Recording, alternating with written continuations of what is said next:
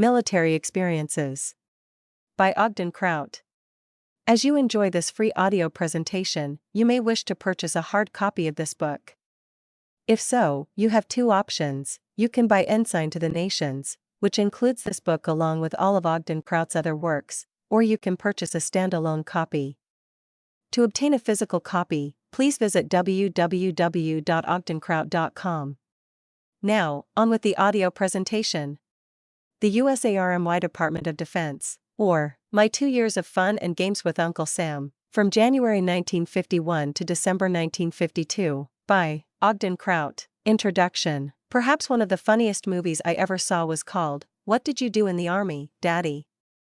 This was a story not too different from my own experiences in the Army. The U.S. Army was a place that seemed to make or break young men, and I saw it do both. For me it was easy. I had just spent 2 years in the mission field without purse or scrip, never knowing from day to day where I would eat or sleep. In my opinion, the Army had good food, comfortable beds, excellent training, and money at the end of the month. What more could I want? Besides, there was a lot of fun. Here's my story for those 2 years. The Draft Board Announcement. September 1950. I arrived in Salt Lake City, Utah, after 2 years in the mission field. It seemed like a long time to have been away, but missionary work was a good experience and I enjoyed the labor. My girlfriend, Lois, had waited 2 years for me, and now it was time to look for a wife and settle down to the work of building a home and family. We went out on a date, and it was awkward for me to do much else than talk about the gospel. For 2 years not getting any closer to a girl than to shake her hand and say no more than she looked nice was a difficult rule to suddenly change. But there was plenty of time for dates, so I wasn't going to be concerned. I called home to my mother and told her I would be coming home in a few days. Then she gave me some news that really shook me up. The draft board had kept track of my 2 years in the mission field, and they had just called my mother to tell her I had been drafted. I was already being shipped away for 2 more years. I could hardly believe it.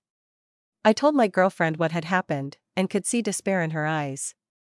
She was not willing to wait 2 more years. It was tough to spend 2 years doing missionary work to save souls, then take up the military work of warfare to destroy them.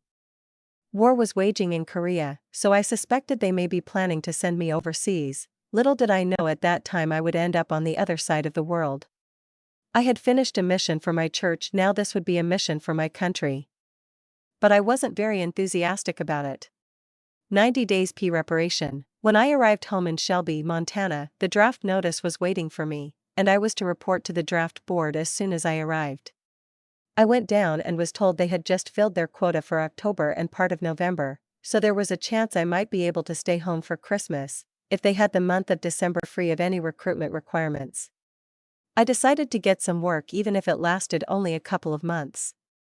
There was a job opening about 50 miles away in Chester with the State Highway Department. I accepted the job and was put on a rock crusher. When rocks too big went up the conveyor belt, I would push them off. It was so dirty and dusty that sometimes I couldn't see 10 feet away. I wore a respirator mask, but had to keep cleaning the mud out of it. However, it was a job and paid quite well, I thought, but then I hadn't had a paycheck in over 2 years. Hour after hour I stood on that machine watching the conveyor belt and kept thinking about the Army. I wondered what I did to deserve that. How come I just got ready to settle down to a normal life and then get caught up in a foreign war? It seemed like the Lord had just walked away from me when the mission was over.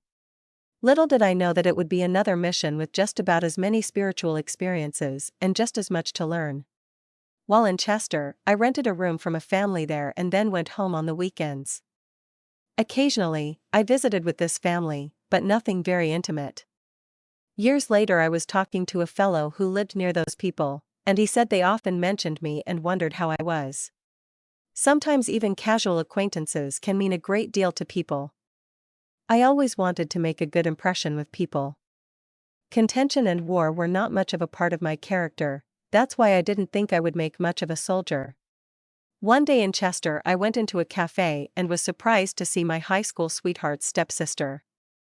I was almost as surprised to see that she wasn't very talkative. I never did have a good conversation with her while I was there. However, I thought about having a date with her, but my military obligation was going to interfere with anything serious in the romance line or family business. Already the army was interfering with my life and I wasn't even in it yet. On War and Destruction, the red letter day arrived, and I was given my orders to leave on the train for the induction enter at Butte. My mother drove me to Great Falls to catch the train there.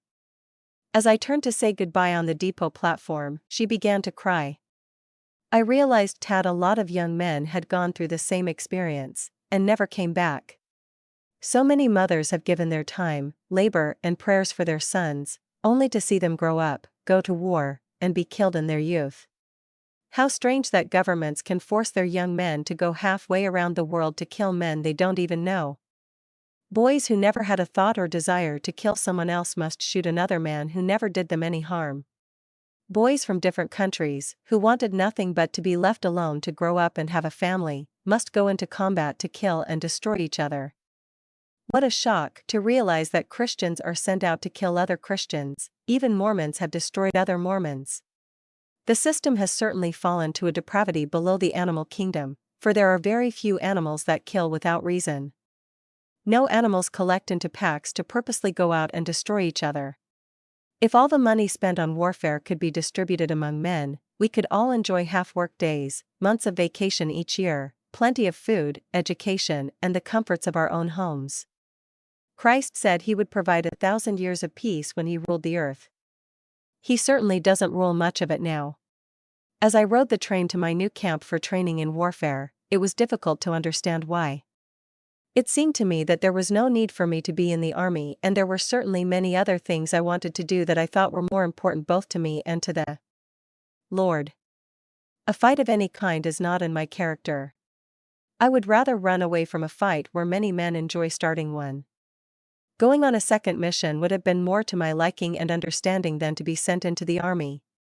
However, I have learned that most things in life don't just happen. There are the forces of the unseen world that have more management and control over world events than the leaders of the nations. Each man's life is certainly being influenced, directed, and aided by unseen powers. I knew there was a reason or purpose for my being in the military service. I was browsing through the Bible and ran onto two passages which I thought were appropriate and helped me understand. They were part of the Psalms of the great warrior David, a man after God's own heart. Blessed be the Lord my strength, which teacheth my hands to war, and my fingers to fight, my goodness, and my fortress, my high tower, and my deliverer, my shield, and he in whom I trust. Psalms 144 verses 1-2. Though an host should encamp against me, my heart shall not fear. Though war should rise against me, in this will I be confident. The Lord is my light and my salvation, whom shall I fear? The Lord is the strength of my life, of whom shall I be afraid? Psalm 27 verses 3-1. The induction. Arriving in Butte's induction center was like being a part of a zoo. Such a collection of humans I had never seen before, and I wondered how we would ever win a war with such a crew. Most of the wiser young men had joined one of the other branches of service, and we were generally the rejected and discarded. I had been rejected by the Navy, Air Force, and Army near the end of World War II, but this time they seemed more eager, and the main requirement was that you were alive. One fellow wanted to get into the service and they rejected him. He hollered at them and said, "How healthy do you have to be go into war and be killed?"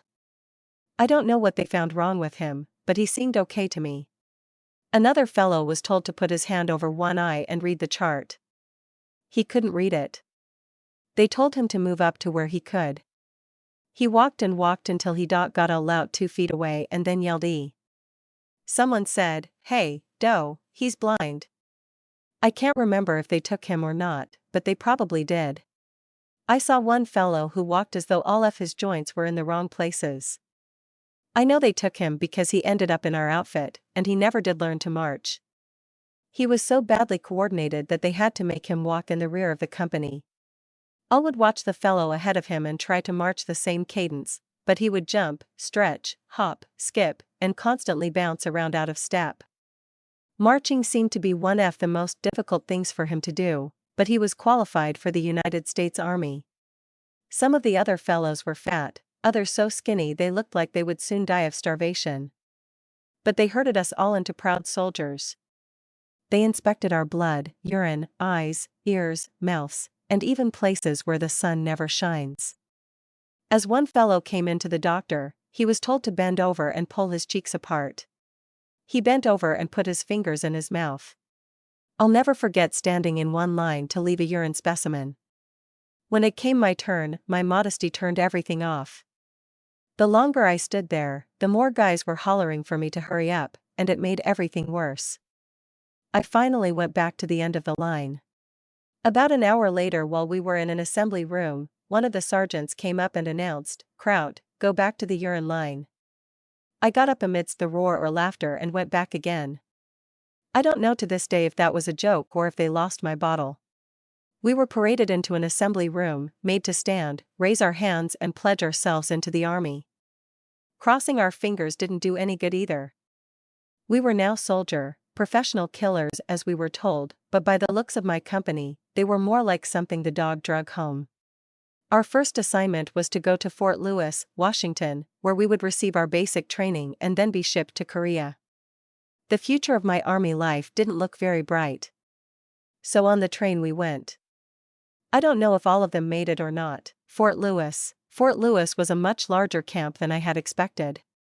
They fed thousands of men at a time. Lines moved along for a couple of hours or more for each meal. I got KP duty and couldn't imagine paying for all the food consumed in one meal by that group of men. When I thought of all the money that went into food, clothes, pay, insurance, medical care, etc., for an army, besides all the tanks, planes, and weapons, I realized that the military was a very expensive operation. We were assigned our quarters and began our basic training. After about 10 days, the announcement was made that we were shipping out. What a bedlam! We didn't know where or why. I couldn't conceive of sending this bunch to battle in Korea without any more training than that. They would end up shooting each other by accident. We boarded a train like cattle, and it seemed to stop for every intersection and wait for other trains to pass by. We knew we were second-class citizens by now. The train went through Oregon and then into California, where we ran into a passenger car, causing another long delay. I'm sure it wasn't the engineer's fault, he never got that train out of low gear. From California we went into Arizona, where we heard rumors that we were going to Texas. At least that was better than Korea. A familiar sight. One night on the train, I suddenly woke up. It was very dark and everyone was asleep, but for some reason I was wide awake. It was a little after 2 a.m., but I was so completely awake that it was no use trying to go back to sleep. I got dressed and decided to go to the vestibule of the train to get some fresh air. Opening the door, I could see we were approaching the lights of a town. I decided to watch as we went past the depot to see the name of the town. As we came closer to the buildings and streets, they looked very familiar. Suddenly I recognized the Arizona Territorial Prison. We were going through Yuma, the very town where I had just spent most of my mission. As the train moved along, I stood there thinking of the many experiences there, and the many people throughout that town that I had talked to. The territorial prison reminded me of all the Mormons who had been put in those little cells for living plural marriage. I think I was the only soldier on the train that was awake then, and probably was the only one that Yuma meant anything to. It was a strange sensation to have been awakened just in time to see the town that I had just left about 90 days previously. Soon the lights of the town faded away into the night, and I went back to bed and fell asleep once more. Arrival at Fort Bliss, Texas. When we reached El Paso, Texas, we were shuttled to a place called Fort Bliss. I could never figure out how it got that name. It was stretched out across barren wasteland with no trees, water, or mountains. I saw nothing blissful about that, and thought they should have named it Fort Morbid. But it was to be my new home, so I decided to make the best of it. I was assigned to a 2-story barack, the upper floor of which I shared with about 35 other guys. I was assigned a lower bunk, and every time the fellow above me turned in the night, it woke me up. Our clothes fit us like they had been fitted by a blind man in a hurry with a broken pair of scissors.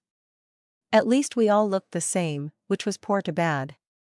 We needed a laugh about then, so it only took a look at each other.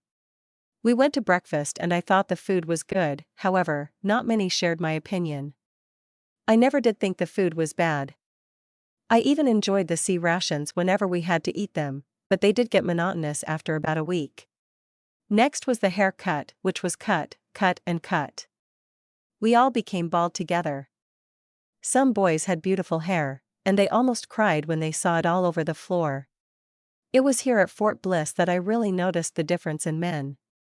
Some were crude, vulgar, and offensive in about every way. Others were intelligent, polite, and good-natured. Directly opposite from my bunk I noticed a fellow unloading his things, among which were some very good books.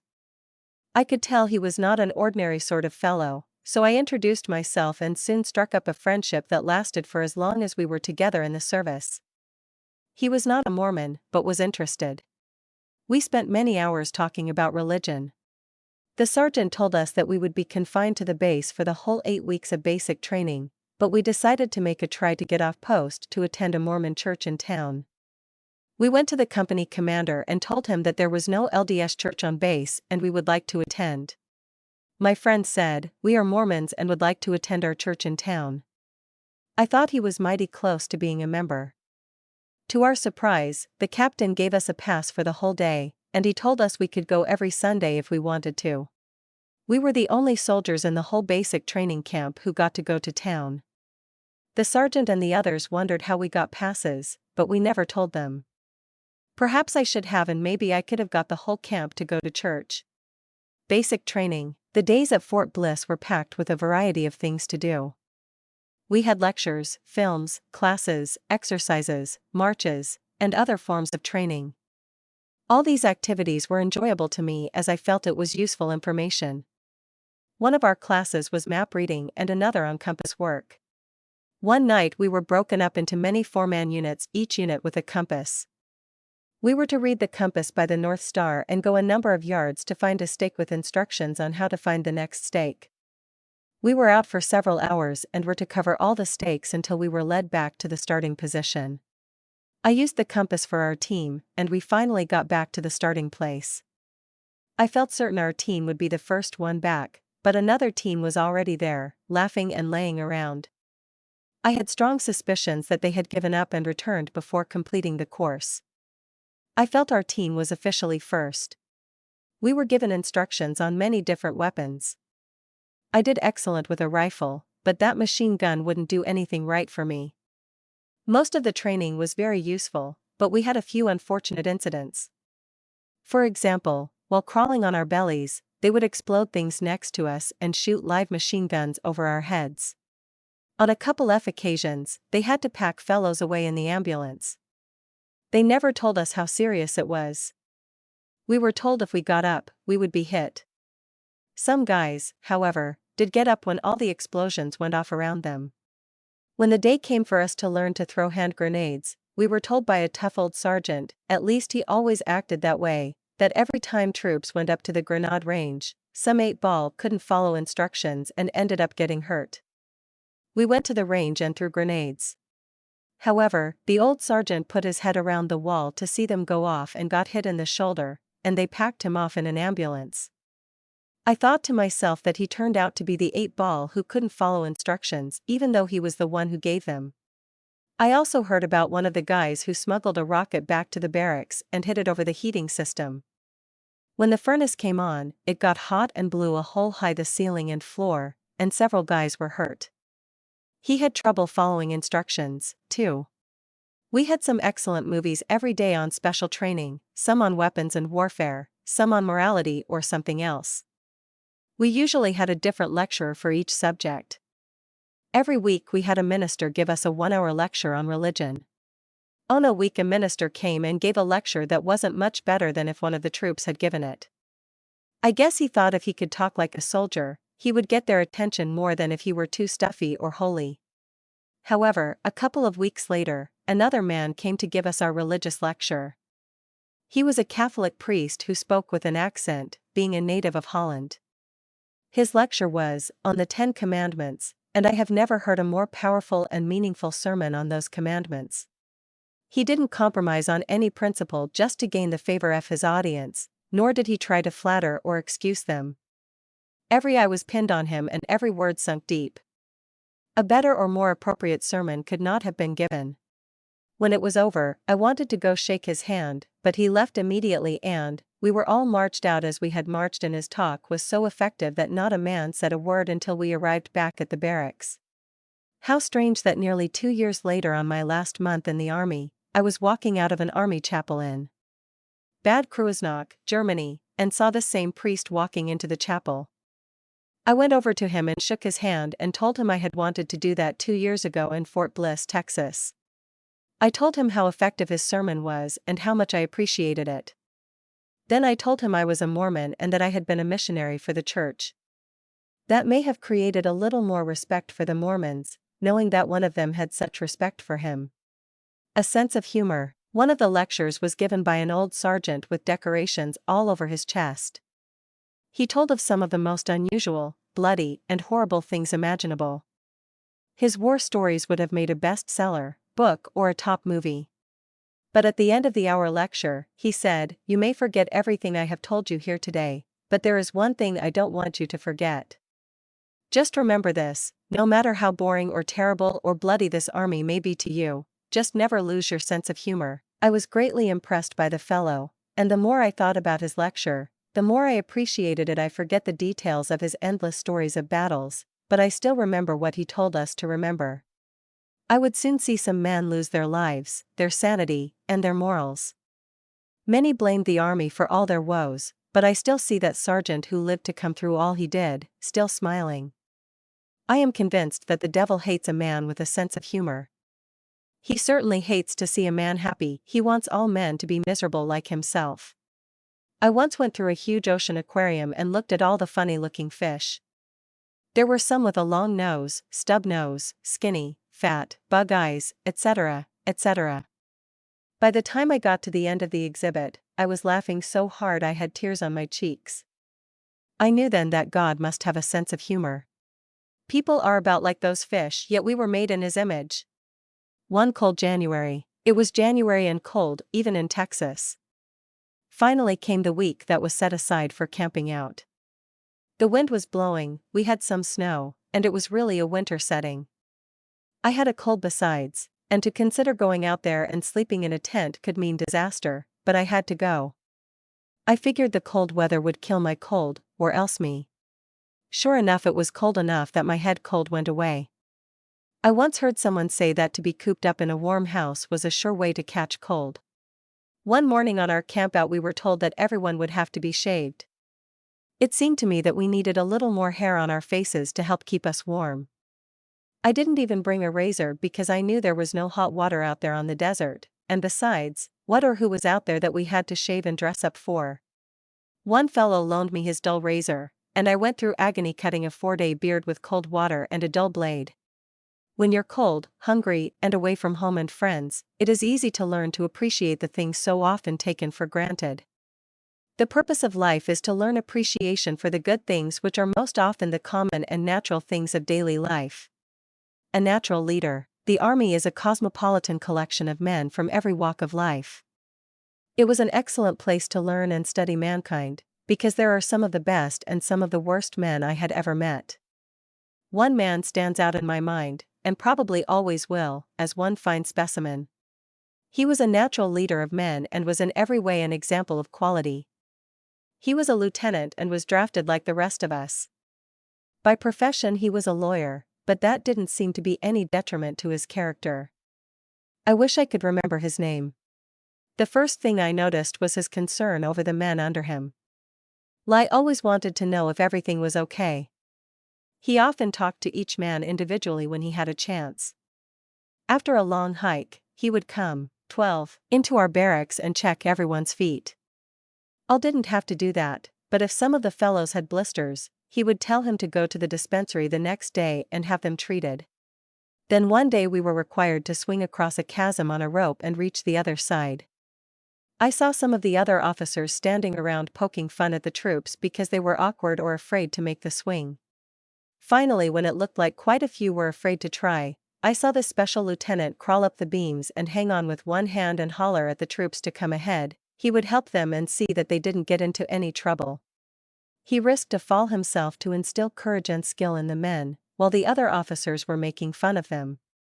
On another occasion, an officer was supposed to give a lecture on communism, but either B didn't know the subject or he was bashful about public speaking, so my friend, he lieutenant, was asked to do it. He accepted, and for nearly an hour he delivered one of the best exposes on communism I had ever heard. He did it all without notes. He seemed to be gifted or certainly good at self-discipline.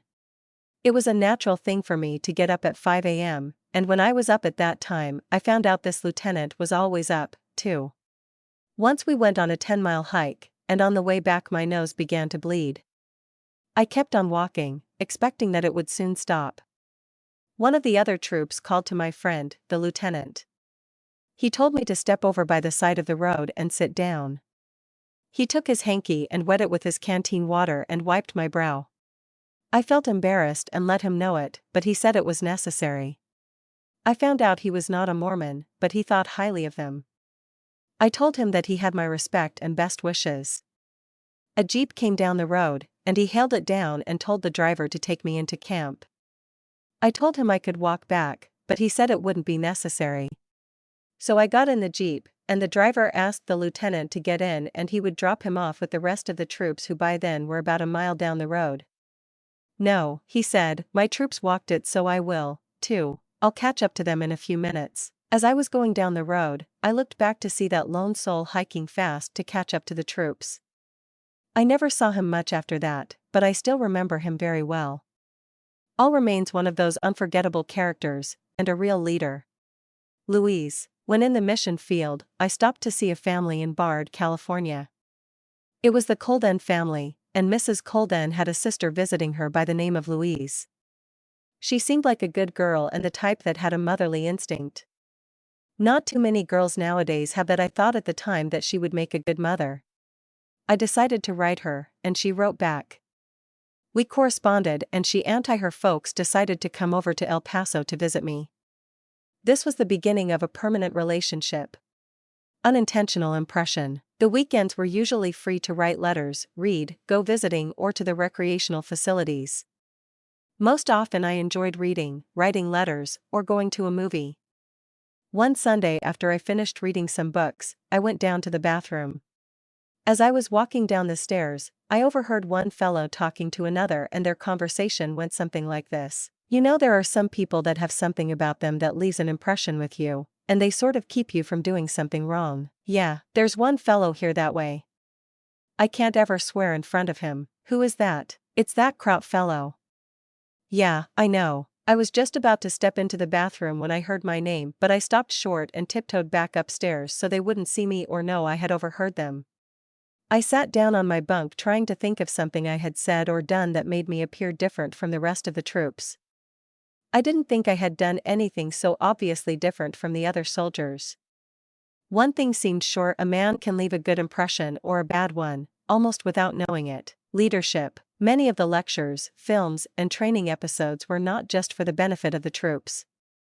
I fell victim to a plot concocted by the officers, without my knowing it.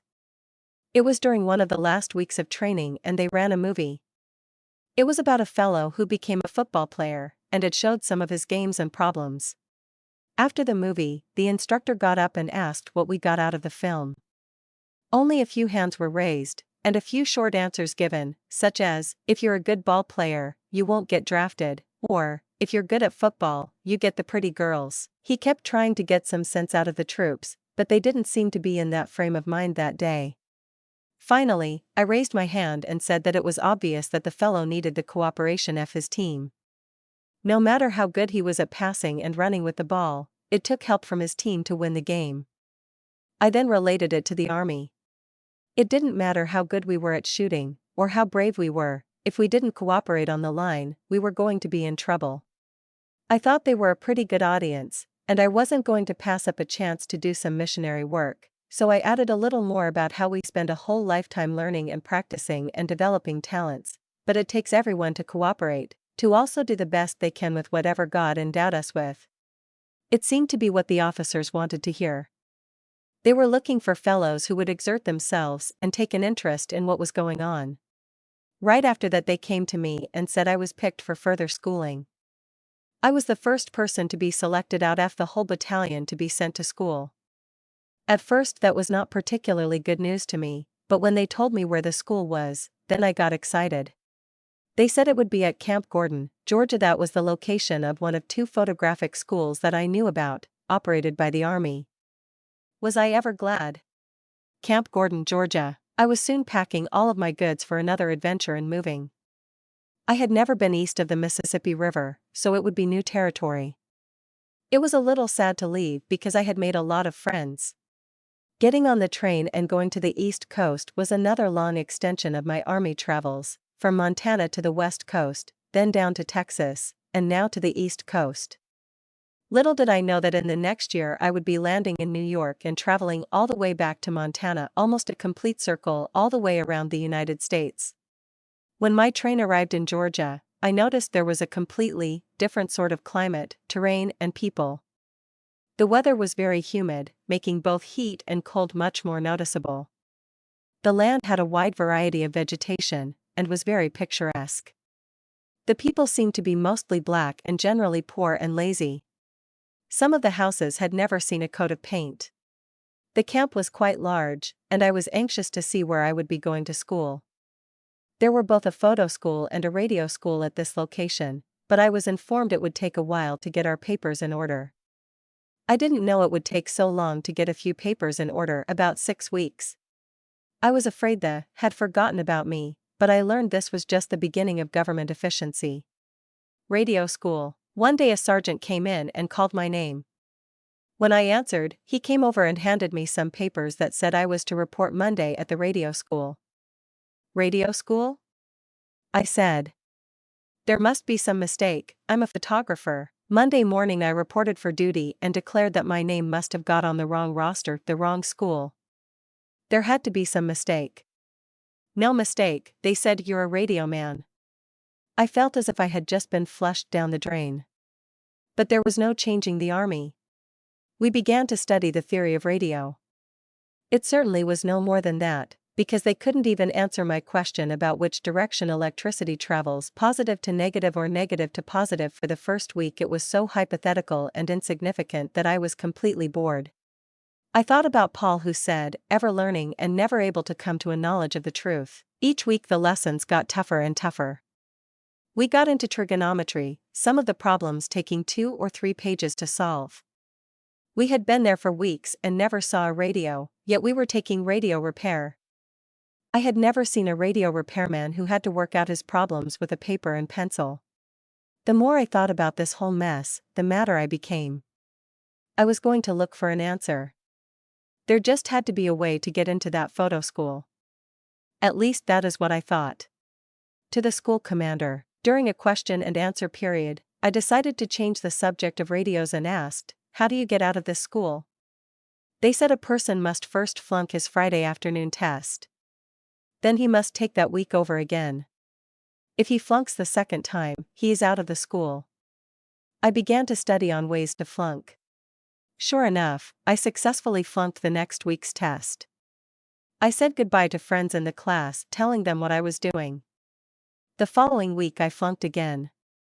I was called in and questioned by a staff of teachers who said, Ogden, how could you get your worst grade on a test the second time you took it?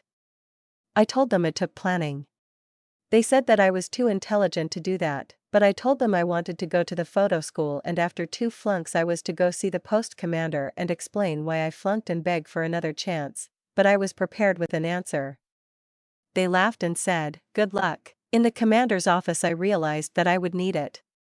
He flatly told me that I could not be sent to the photo school. I told him that I had just received the name of a fellow who had been in radio all his life and he was assigned to the photo school. I had been in photography all my life, but I was in radio. Why can't you just switch our schools and we will all be better off? We just can't do that, he retorted.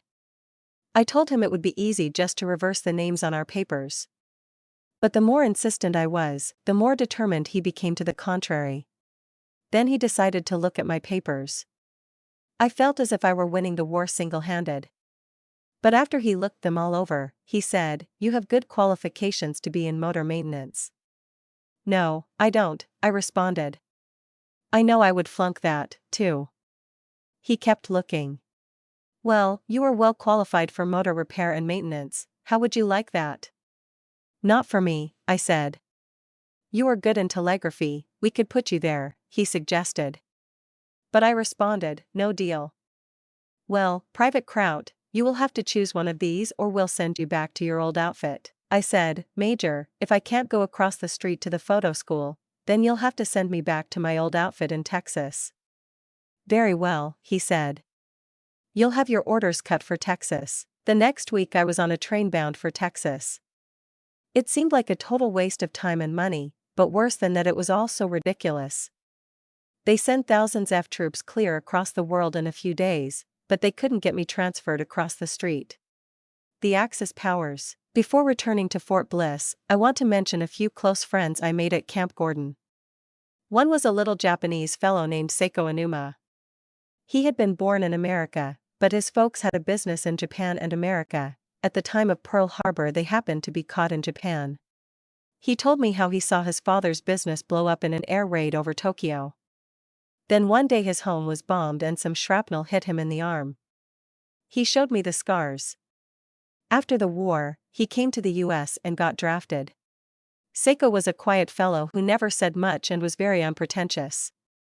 He would often wait at mail call but never got much and seemed disappointed when nothing came.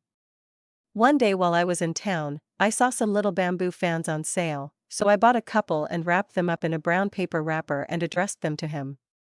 Inside I wrote a little note scribbled in what I thought looked like Japanese, sort of a little love note. In a couple of days, he got a package in the mail and quickly took it to his bunk. He kept looking at the return address, which was also in reformed Japanese. He seemed more curious about the return address than what was in the package. Finally he opened it and studied it over and over. Then he looked up at me, and since I'm not very good at keeping a straight face, he caught on to what had happened. But he got a big laugh out of it, at least what was a big laugh for him. He said the writing was close to Korean and he couldn't figure out who he knew in Korea. I told him I didn't know anyone over there either. Another fellow who used to pal with Seiko was an Italian. He was very outspoken, boisterous, and sometimes rude. He had been in America for only a few years when he got drafted. One day while we were out on a detail, the Italian was bothering Seiko, who was in a solemn mood. Seiko kept telling him to leave him alone, but the Italian kept it up. Finally Seiko turned to him and told him to leave him alone or he would throw him on the ground. But the spaghetti man only took that as a taunt, and didn't seem afraid since he was so much bigger than Seiko. He kept bothering Seiko and suddenly, quick as a bolt of lightning, our Italian was on the ground. It happened so fast, it amazed even the Italian. He wanted Seiko to do it again. After some more taunting, Seiko flopped him down again, but it was still so fast that he didn't know what happened. Seiko just left, with the Italian still hollering to know how he did that. Seiko later told me that jiu-jitsu was a regular subject like mathematics in Japan. One day soon after, the Italian went in town and came back all excited. He found a place called Lunges where they served real Italian spaghetti. He offered to take us to dinner, and we learned how the Italians really ate spaghetti. As we left, one of the soldiers said, "There go the Axis powers, an Italian, a Japanese, and a German," but we were about the least warlike people in camp. Parades. Every Saturday we had to march in formation. It took an hour to line up and get in formation according to height. It was such a boring and burdensome task for me that I always tried to avoid it by being on KP or guard duty. One day I got the idea of taking my camera out and photographing the fellows marching. If anyone asked any questions, I would merely say I am photographing our unit for the troops, which I did. So every Saturday after that I got my camera and went to the sidelines. No one ever questioned me, so I was lucky to get out of that heat. Pneumonia. One day as we were standing in the chow line, I became dizzy and had to go sit down. The next day it was just as bad, so I went on sick call. They determined that I had pneumonia, so put me in the hospital. I found out a lot of men got pneumonia there because of the humidity from the ocean. I have had pneumonia several times since then, and perhaps it is because my resistance was broken down at this time. A nurse came by and said I would have to have a shot, so I rolled up my sleeve. She said, "Drop your pants." I argued about blood and veins being the same in my arm as they were elsewhere. She wouldn't settle for any of my logical reasons, and I lost the contest. I still think she was just trying to be smart. I was in the hospital for about 10 days, and that was all I could take. I'm too active to lie in bed all day, and after the third day, I was ready to go, but not well enough. I felt relieved that it was pneumonia rather than the diseases many of the soldiers were being treated for. We had training films that were so horrible that they almost made you want to stay away from all women forever. Didn't seem to bother some of the fellows though. About 2 months later I was talking to a fellow by the name of Greg as we walked to lunch. He said, "I got a bad letter in the mail today. A girl wrote to me and said she was pregnant by me." I asked, "What are you going to do about it?"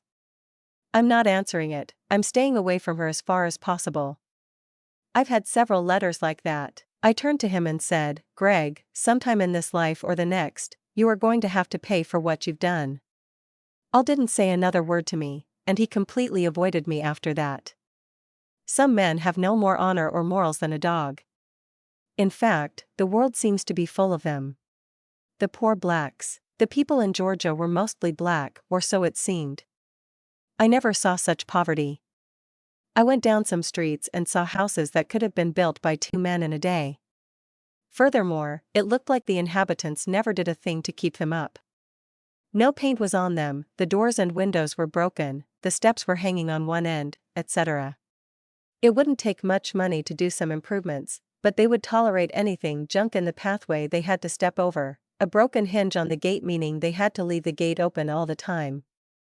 It was a strange thing to see so little pride among the black people in general. Some were more ambitious and did quite well, but most of them only wanted to sit on the porch all day. I thought it would be boring, but they must have enjoyed it. Occasionally I would see mulattoes, who always seemed to associate with the blacks rather than the whites. On any social or political issues they would side with the blacks. This was true in the army, too. I saw a couple of really beautiful mulatto girls in the army, but they were always with the black people. In schools the Civil War was still raging. The instructor could hardly keep the South and the North at peace. I never heard so many arguments for and against the outcome of the Civil War. I concluded that war was not yet over. During KP one day I had a hassle with the sergeant of the kitchen. He came over and told me to take a crate of celery that had never been opened, and throw it away. I said, "Why not put it on the tables at supper time?" "That is what it is here for." Lai said it was meant to be on the table at noon, but someone forgot it, and they had enough rations to use at night. We argued and the arguments became hotter and more lively. I told him it was against my principles to waste and destroy food, and I wouldn't be guilty of doing it. With his permission, I said I would go down the street and give it to the poor black people. He was hollering at me to go throw it in the dump, but I wouldn't. I told him that if he wanted the responsibility of destroying good food, that's okay, but I wouldn't take it. He could do it himself or get someone else. He got someone else, and he didn't talk to me again. I never said any more to him either. The prodigal returns. It was a long train ride back to Fort Bliss, Texas, but I was glad to get back. Several of my friends were glad to see me and laughed when I told them of my escapades in Georgia. They were determined to have a party for me, so they took me to Old Mexico where we shopped for bargains. Then we went to a little cantina and heard a Mexican band. They ordered Mexican tequila, and the bartender asked me what I wanted. I said, "A grape pop." The bartender looked like his roof had just fallen in. The guys all laughed, knowing what I would be asking for. The bartender didn't expect a soldier to be drinking pop. We wandered around town and went to another place and the same thing happened. Later we wandered into another little place, and as we walked in, some girls came over and started talking to us and then sat down beside us. I went over and put Sonic money in a jukebox for some music and ordered another soda pop. Pretty soon one of the guys and a girl went in another room. When he came back, the other one went out. Soon he came back, and the girl next to me wanted to go in the back room. I declined and she got mad. They tried again and I refused again. "What did you come in here for?" she hollered. I said, "Good music and pop." Then she started swearing at me and calling me names. I heard one of the guys tell the other two girls to leave me alone, I was not like them. The girl left. We sat there for a little while and one of the other girls began to talk to me and ask some questions. I visited with her and found out that she was originally from Austria. She and her husband and baby came to Mexico, but he began chasing around with the Mexican girls and left her and the baby stranded. She resorted to prostitution as the only means of earning money. I talked to her for quite a while and told her I had been a missionary and that if she really wanted to get out of that business, that she would have help. A couple of weeks later these two guys came running into the barracks, all excited. "You remember the prostitute you talked to about quitting?" they asked. Well, she quit the business and got another job. They were more excited about her quitting the business than I was. Anyway, it was good news. I'm sure that Mexican gal that cussed me out was still in business. Galveston by the sea. When I arrived back at Fort Bliss, the first military news I heard was that we were to pack up, we were headed for Germany. The more I thought about it, the more appealing it sounded. I began to think of it as my grandpa's homeland, inexpensive cameras, and a picture-taking vacation. We were transported to Galveston and loaded on a ship called USS Butner, but it should have been called USS Sardine. We were jammed 6 deep for beds, and there were constant lines at the bathroom and in the dining room. As the ship pulled away from port, an eerie silence fell over the whole ship. Everyone stood at the railing watching our homeland get smaller and smaller. We wondered if we would see it again and what changes a couple of years overseas would make in our lives. Bidding farewell to this American port created a solemn attitude which I was glad to see in some of the fellows.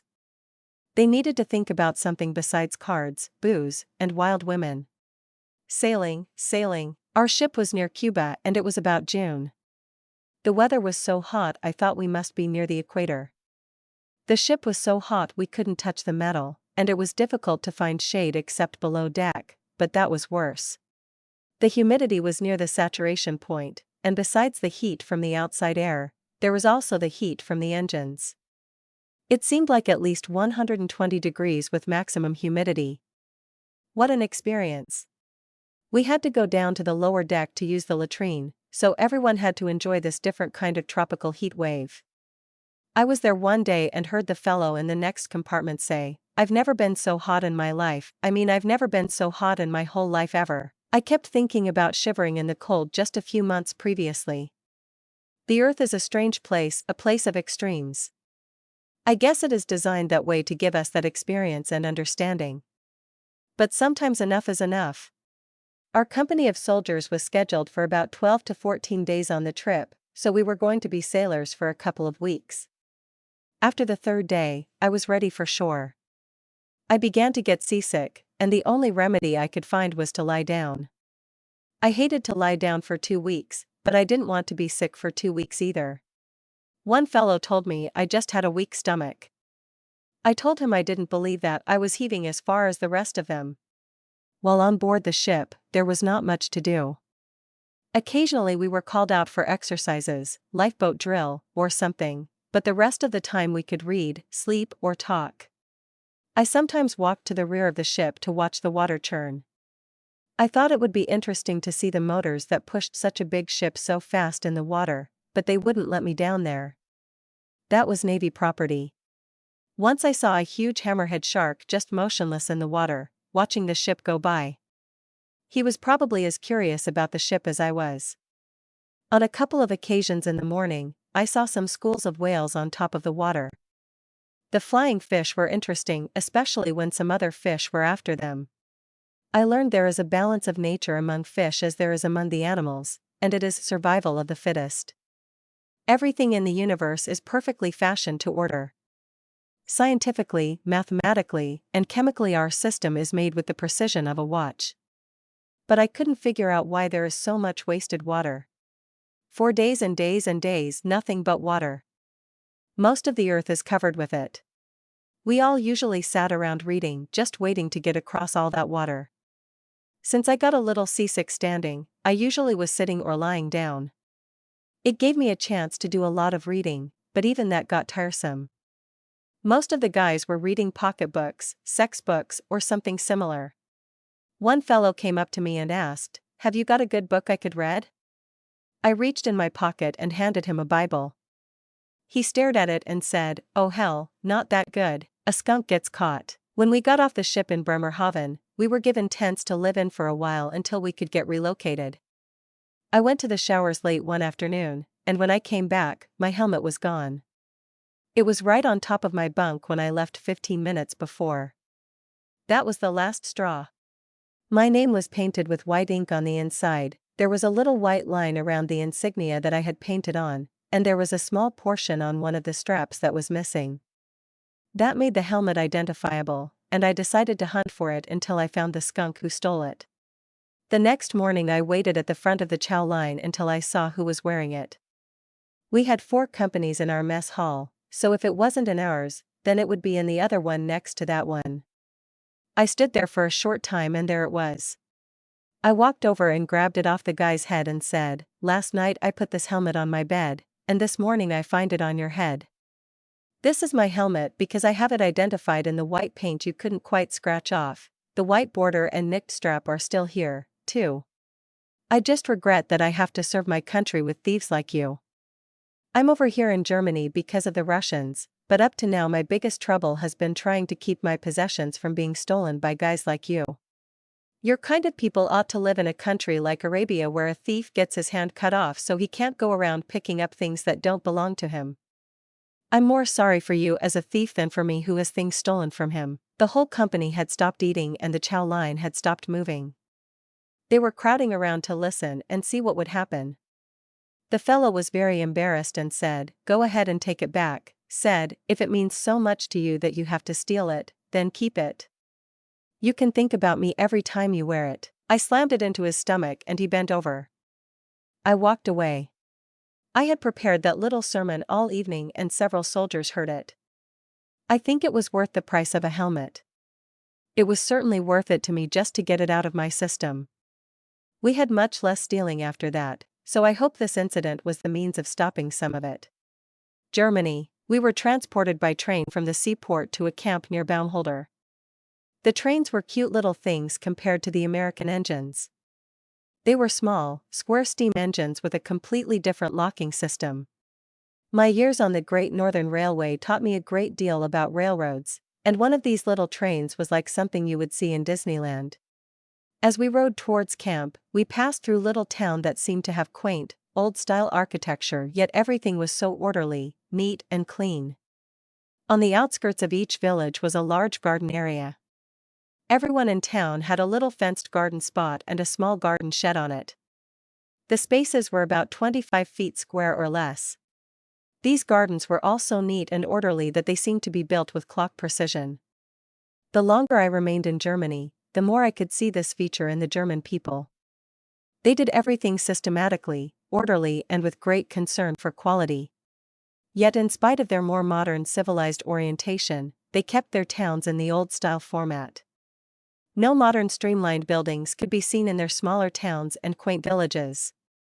Once I saw the U.S. Army build a housing area for their married dependents, and it was the usual cracker box style. The whole town was horrified because it broke up their pattern N. I thought it was a disgrace myself. Each village usually had one or more chapels right near the center of town. The steeple could be seen above the other buildings and gave the village a dramatic but beautiful appearance. The roads in and out of the towns were often built of cobblestone, rough riding but durable and picturesque to look at. Every larger town had a city park which was always a masterpiece of composition. People filled the parks on weekends to rest or sleep, read or visit. Many of the people were walkers. All the hills had footpaths, and all the roads had bike paths. Saturdays and Sundays the hills were full of people walking and hiking for exercise and to get a break from their daily work. Everywhere I looked it was photographically a paradise. A person could stand in one place and take 4 or 5 beautiful pictures. I could tell as soon as I arrived that it was going to be a fun place to me and my camera equipment. As the train passed through these quaint and quiet little hamlets, I couldn't imagine a more peaceful-looking place on earth. Yet, the history of Germany, from as far back as its history goes, records war after war after war. It seemed almost impossible that such a friendly, happy, good-natured people could have so much trouble. My coming there was because we expected another battle with the Russians. Baumholder. We arrived at a little village called Baumholder and were all assigned a 6-man tent to live in. One of the first things we were told to do was to dress up and prepare to meet the general. We all got ready in neat, perfectly lined columns. For 30 minutes the sergeants lined us up, dressing down and polishing over the troops. We were getting worn out with all this formality when the general drove up in a jeep and said, "Okay boys, gather around, I want to talk to you." All of that rigid posing was gone with his first sentence. The general told us that we had been scheduled to go to Korea, but since some new troubles had arisen in Germany and it looked like it would result in the same kind of military action that was going on in Korea, we were sent to Germany. It appeared that the Russians wanted to take the rest of Germany. They had innumerable tanks and troops all along the German border and we had hardly any. For that reason, we were not going to be expected to hold the line, but just be protectors for the troops until we could get out. That was not very good news to me. I was assigned to the 2nd Armored Division, one of General Patton's units. There was not much to our camp in Baumholder. Our 6-man tents were pitched on the gentle slope of a hill and were not much of a home with only the ground for our floor. Our regular inspections were always a joke. One day the captain came by for inspection and walked through the tent, never saying a word. Then on his way out, he turned to me and said, "Kraut, you have a dirty floor," and then walked out. I turned to the fellow next to me and said, "That's going to be difficult to remove, because there are about 8,000 miles of dirt on it." The people in town were always conscious of dirt. I remember seeing girls working early in the morning either at home or at businesses, sweeping and mopping the steps and sidewalks. I saw young girls on their knees scrubbing the sidewalk steps with a brush. They always kept things neat and clean, no matter how poor they seemed to be. The Germans were a very polite, kind and generally happy people. It was common to see them walking down the street and greeting each other with, "Guten Morgen," or stopping for a short visit. They were all very kind to me even though I was a soldier. Early riser, I always woke up and began the day before 5:30 a.m. Since I was the only one up, it gave me the quiet and privacy that I enjoyed before the noisy routine of the rest of the day began. I could read, write, shave or shower all without being bothered or interrupted. While the others slept, I had the latrine all to myself. Then when everyone else was standing in line to shave, I was back in my quarters alone. This was standard procedure for me all through my tour in the army. One day the sergeant came over to me and said, "Kraut, if my alarm ever fails to go off, would you be sure to wake me up before 6 a.m.? There were a few times that I had to wake him, and he was glad or he could have been in trouble with the officers. Early morning has always been my favorite time of the day. It's so quiet and peaceful and seems to be another fresh start. It was early morning when I was born, too.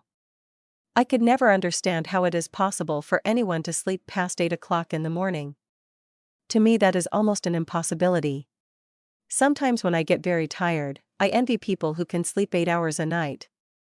It seems that the older I get, the less sleep I get or need. That gives me a little more time to do the things I need to do. Learning the German language, we began to get passes on weekends and occasionally during the week after duty. Going to town was not much of a treat because there wasn't much to the town. Most of the guys went in to get drunk or whatever other kind of mischief they could find. The first thing I was confronted with was the language barrier. Immediately I bought some books on the German language and even took a course provided by the army which was given on records. However, only one record player could be found, which was at the training room. I would read these books while standing in line, walking guard mount, or waiting for something. The language came fast and easy for me. I recall it was 90 days after starting lesson 1 that I was talking about religion to a German man. It seemed impossible to really enjoy a foreign country or get anywhere or understand the people without knowing how to talk their language. The Germans seemed to respect or at least be eager to talk to Americans who knew enough of the language to speak with them. I recall walking a guard mount with word cards, talking to myself on the hill as I walked around. I read and learned nearly 200 words on one 2-hour shift. So many words in German are nearly identical to English that it didn't seem to pose much of a problem for anyone who was really interested in learning it. I used to think the language was easy for me because my grandfather came from there. Anyway, a knowledge of German was one of the best things I acquired in the army, and I greatly appreciated talking to the German people. Black market. It took me only a short time to learn that American coffee and cigarettes were a big luxury to the Germans, and they paid a high premium to obtain them. I soon learned that I could trade my rations of coffee and cigarettes to the owners of camera shops for camera equipment. It was not long before I had some beautiful camera equipment and the Germans were enjoying what they considered American luxuries.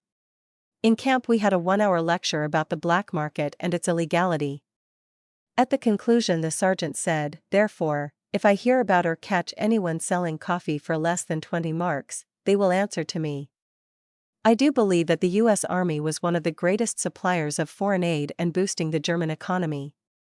The black market got to be too severe and struck too close to home when it affected my own dinners. One Sunday they were serving fried chicken for dinner. That was a great treat for us, and I was looking forward to it. I was near the front of the line when they ran out of chicken. Someone had stolen nearly all of the chickens and sold them to the Germans. Boy, was I mad at those black marketers. It wasn't too many weeks later, however, that we heard about one of the sergeants who got caught in the middle of the night stealing food from the kitchen stores. I was hoping that it was the same fellow who got my chicken. I was going down the street window shopping one day when a man came up and spoke to me in very good English. We talked for a while, and he expressed his heartfelt thanks to the Americans who saved most of his country from the Russians. He told me of the plot to divide Germany into sections American, English, and Russian. The Russians wanted most of it and some control over the rest. He said it was America who came through to help the Germans and to give them some aid. He pointed to many new buildings and said, it was the Americans who were responsible for getting the German people back on their feet. Another German told me that Deutschland ist kaputt. He had no hope of it ever becoming a nation of any means again. Going down a road on another occasion, I was driving a jeep ahead of a convoy. It turned out that I was about half an hour ahead, so I had to wait for them. While I sat there, a German came by who was limping. As he came closer, I noticed he had an eye gone, his face was scarred and one hand was also missing. I called him over and said, "Do you smoke cigarettes?" He said he did. I told him that I didn't, but we were given rations with cigarettes, and if he wanted them, he could have them. I handed him a carton which was equivalent to about 2 or 3 days of pay for the Germans at that time. He was overjoyed. He told me that he, too, had been in the army and was captured by the Russians near Moscow. He had spent 3 years in Soviet prison camps. I thought if ever anyone had a right to be prejudiced or had a reason to hate the Russians, it would be this man. I asked, what kind of people are the Russians, expecting to hear a very negative answer. But he said, they are just like you and me, they only want to have a little piece of ground, a home and family and be left alone. It is when they get into communism or in the army that they change. I thought then, and still feel the same, that it is the leaders of the nations that cause wars, not the people themselves. They ought to take every leader who talks about war or conquering and put them all into a boxing ring and make them fight until they have to be carried out. A little authority, as they suppose, changes them into machines of death and destruction. When I looked around Germany at the massive destruction, I wondered who really was behind the war. Men who conspire to bring about war will surely be among the lowest forms of our species in heaven. How many leaders of nations are responsible for the blood of the youth of their nations?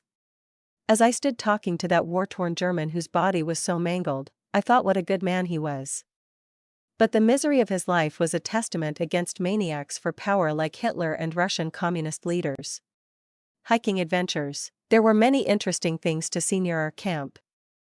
A friend of mine, who was a Latvian and drafted, went on hikes with me. One day we found a huge gravestone which was written in Russian. Nearby were about 6 or 8 graves that had been dug up. We didn't know if the Russians had buried them and later dug them up, or if the Germans had. They were not too far from a little grave where some Germans were buried. On one of our hikes we walked along the railroad tracks and followed them into a tunnel. When we got halfway in, we heard a train whistle. We ran along the walls, which were very close to the track, until we found a little cutout in the wall, where we could hide from the train, which seemed to be chasing us. We just barely ducked in and the train went by. After the train had passed, we came out of the tunnel and discovered our faces, hands, and clothes were all sooty black. We decided that was enough hiking and exploring for that day. This friend's name was Vigo Ruda. He told me of how the Russians had taken over his homeland and what terrible deeds many of the soldiers and communists did to his people. He was a very serious fellow, and after telling me what he had been through, I could understand why.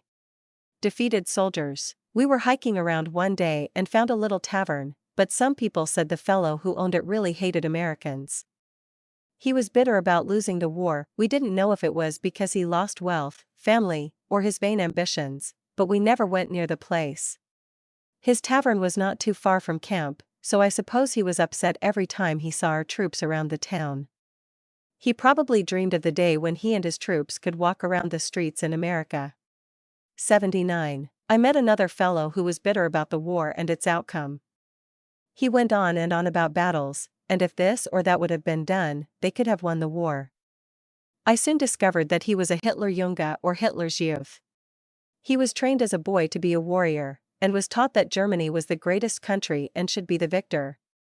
There was no talking sense to him. He was still a soldier and frightened at heart. It would take more training to get that war business out of him than it did to get it put in. Many of the Germans would relate war stories as though they were accomplishments in their life. I always thought it was a waste of time and money in any man's life to go to war. Little, if anything, worthwhile ever came from it. Even a fight between trio individuals seldom provides a solution to their problems. My bike and I soon learned where the most interesting places were in Germany, and kept planning trips when I could get away. The railroad fares were so cheap that it was almost embarrassing to buy the ticket. I remember paying 27, 16, and 13 cents for tickets around the area, and we had a military discount on top of that. Then I learned that the railroad had a special car for bicycles. It was about 10 or 15 cents for them. So I bought a bike which I kept for nearly 2 years. Nearly everywhere I went, I would ride my bike. Then when I went on longer trips, the bike and I would go by train. Some fellows didn't care about going anywhere. One of my tent mates was an Indian from Alaska. He was always sitting by his bunk and never did much. On weekends his big pleasure was to get some liquor and drink all evening. I could never tell when he was drunk or sober. He never talked much, never did much, just sat around by his bunk. Nice fellow, and I enjoyed associating with him, but we never had any long conversations. The only way I could ever tell if he was drunk was if his eyes were bloodshot. I met a family nearby that had 2 young girls. We became good friends, and I sometimes went bike riding with them. It was a little difficult to put all my camera equipment on my bike, but I managed to handle most of it. These little bike trips were the most enjoyable days of my army career. My bike, my camera, and I went all over Germany. KP duty. Some of the fellows in the company were assigned jobs. I never got into anything, so it was usually my job to do all the odd jobs. Sometimes KP or guard mount or typing was my lot for the day. I thought it was degrading to be assigned to going around picking up cigarette butts, especially when I didn't even smoke. Occasionally a cook would come over and ask for a volunteer to do KP duty in the kitchen. Of course, I was the only one who ever volunteered, but it was better than loafing around or cleaning yards. The cooks got to know me quite well, and knew I volunteered to do duty with them, so they often did favors for me and never gave me any trouble like they did some of the guys. When I was working hard, the days passed quickly. There was a unit camped up the hill from us, so one day I wandered up there to see what they had. I was surprised to learn that part of it was a photographic unit. I went in and met the sergeant, who said they needed photographers in the worst way. He asked me to try getting a transfer from my commander, which I did, but to no avail. He told me he couldn't make transfers from his unit into another. I was greatly disappointed and thought perhaps I would be on ICP duty all the rest of my term in the Army.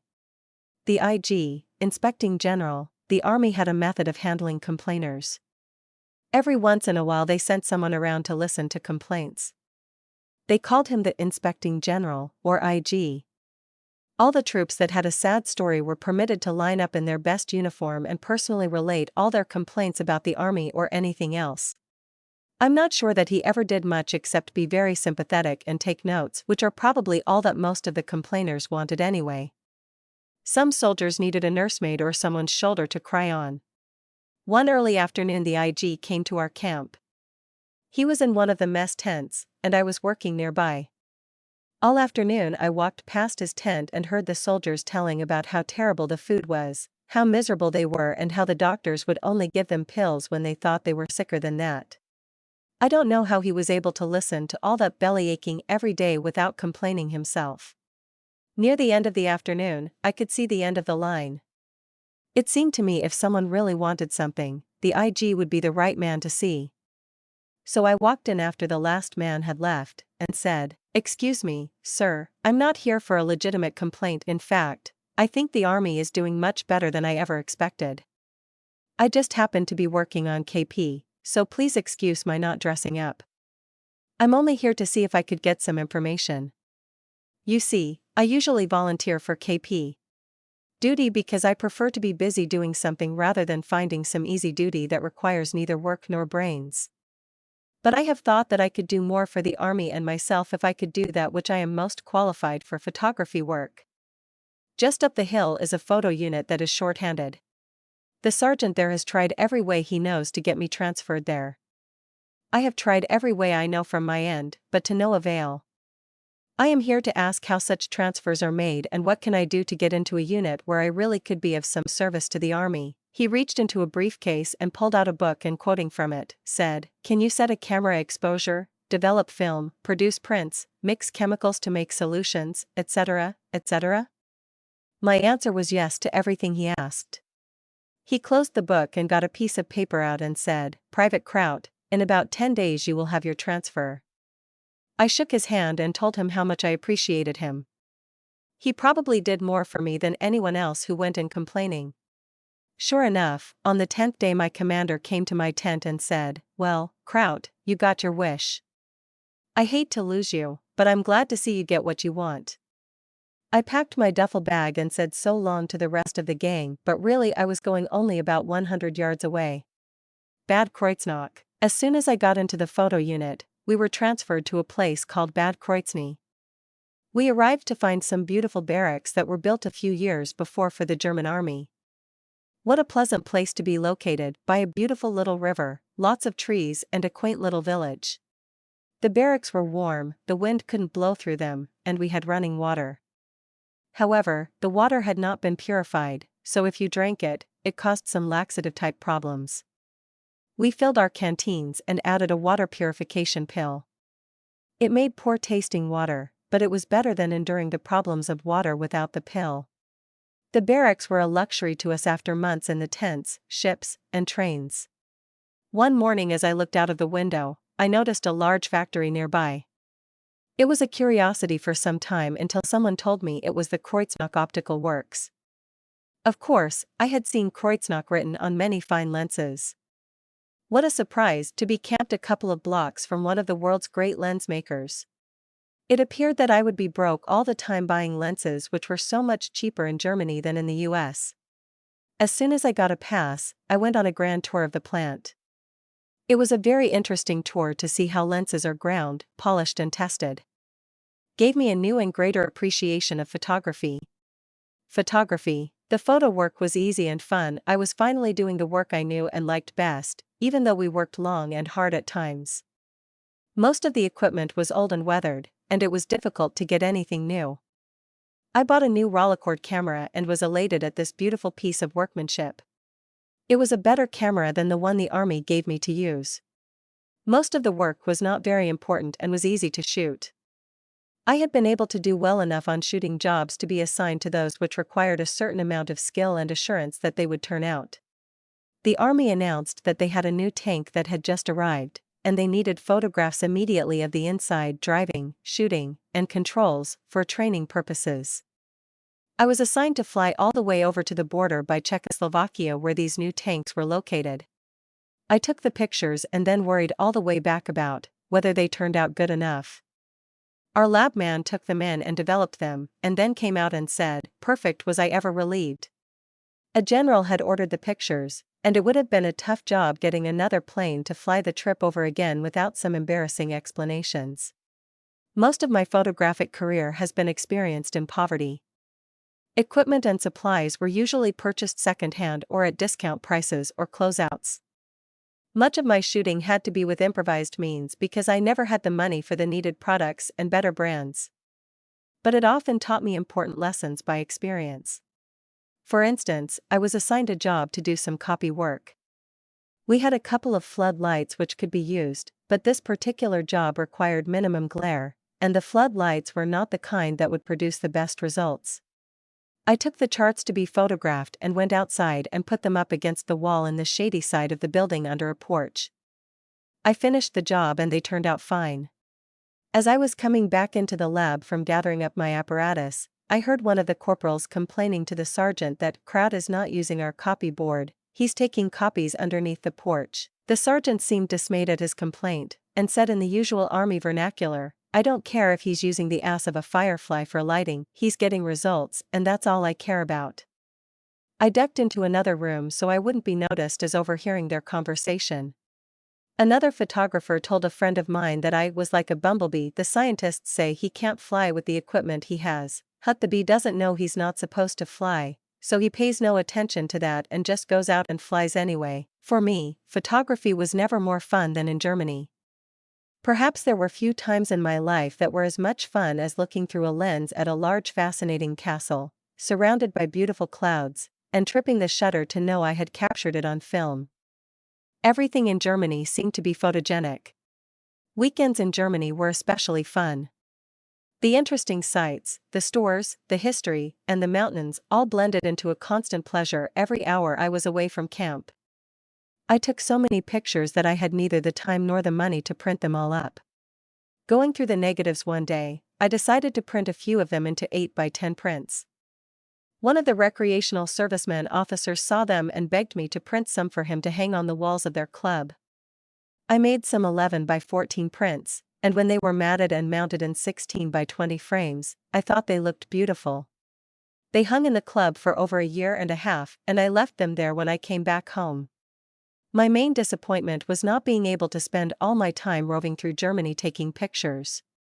But the army often made me work on weekends, and on many other weekends it would be snowing, raining, or cloudy. But I made the most of what little time was available, and enjoyed every minute. Not far from camp was a little town called Bingen, which was situated on the Rhine River.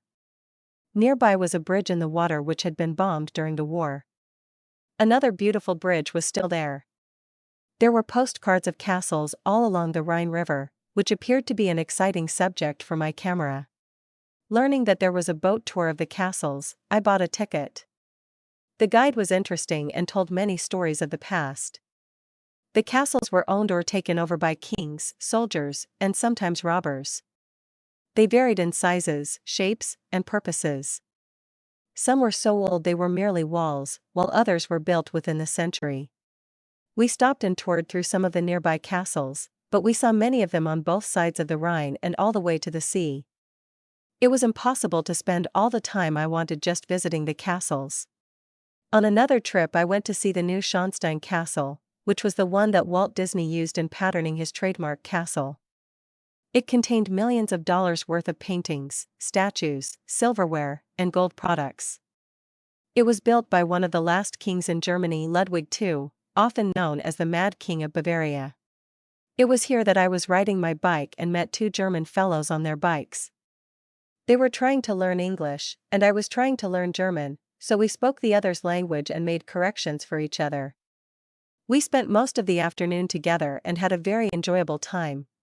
It was difficult for me to understand how young men like that had to go to war. On another occasion, a friend and I were on a train and met 2 fellows, one from Germany and the other from France. The Frenchman spoke only French and my friend spoke only English. The German spoke French and I spoke a little German, so the Frenchman spoke French to the German, who would tell me in German, and I would convey it to my friend in English. That was an interesting lingo. It took me only about 90 days to learn to speak enough German to visit with people. It is too bad that Americans do not spend more time teaching language rather than some of the junk they do. It would be a means of understanding other people in other nations. Vacation time. When I had built up enough vacation time, and all the others had had their first choice at leave, it became my chance to spend more than just a weekend photographing Europe. Most of the fellows had more rank or time and therefore had first choice. Fortunately, most of them went in May, June, or July. That left most of August free for vacation. That was fine with me anyway, because August was the time I wanted anyway. That month is about the only one that is mostly sunny. The weather during the rest of the year is very unpredictable. When my turn came for vacation, I took the whole 4 weeks that I had built up, because I realized there may never be another chance for me to see Europe. I made plans to see as much of Germany as I could, and perhaps go to France and England. Before I left, however, I asked several soldiers where they had gone on their leave, what they saw, and what they did. Most of them didn't see much, do much, or go anywhere interesting. One fellow went to Paris, so that was intriguing to me.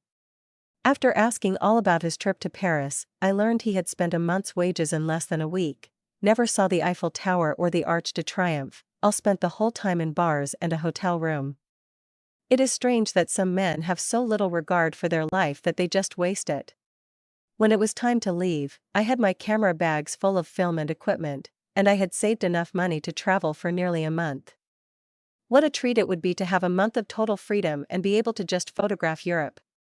So the first thing on my schedule was to purchase a ticket on the train to Paris, France. The train was leaving that night, so I would be traveling most of the night and arriving the next morning. As the sun came up, we were pulling into Paris, which was much different than the places in Germany. It appeared that the French are not as clean, orderly, or as particular about their living and their towns. I jumped off the train with all the excitement of a great adventure about to begin. As I walked down the steps of the station, a French girl came up and asked to go out with me. I told her, no, but she persisted. I kept trying to avoid her and she kept after me. When I got irritated with her, I hollered at her, no, then she got mad and started calling me names. About that time a bus came by, so I got on it just to get rid of her. I didn't even know where it was going, but at least it was away from her. The driver drove the bus up the street and then turned around and came back, and as we passed the station, I could see her walking along the sidewalk, with her mouth still jabbering. I guess she was still cussing me. I came to Paris to take pictures, so I didn't want any interruptions or distractions. That first introduction to Paris was not a very good one, so I pursued my venture. Purchasing a map, I could soon see where everything was that I wanted to visit. For 3 days I wandered around the town and took pictures. It was fun visiting the Arch of Triumph, the Eiffel Tower, etc. However, it was so difficult to ask people the price of something, directions, or to get some additional information about something. I decided then and there that the next time I wanted to spend time in a country, it should be the first step to learn something about the language. A country cannot possibly be enjoyed until you know a little of the language and can converse with the people. On my map I saw an art museum close by, so I walked to it. When I stepped in the door, I could see that it was a museum of modern art. I looked around to see paintings that looked like a steamroller squashed some tubes of paint on a canvas. Statues looked like something that had just been pulled out of a bread mixer. What an array of distortion, in color and plaster, I have never seen before or since. If those things were representative of something in the world, other than politics, it passed my observation. I have seen better work come out of the 3rd grade in schoolrooms.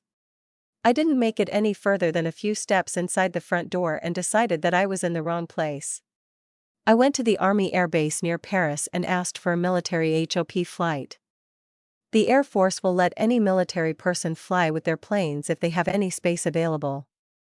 I had to wait only a couple of hours and caught a plane to London. Here was a place that I could talk and be understood. Some of them had such a strong accent that it was a little difficult, but at least messages could be conveyed. When I arrived in London, the first place on my agenda was to visit the church mission headquarters. It was there that so many of the great stalwarts of Mormon history had spent years in the mission field. When I arrived, they told me that most of the missionaries had gone out on a cruise for a couple of days. That was the same response when I was in the German mission.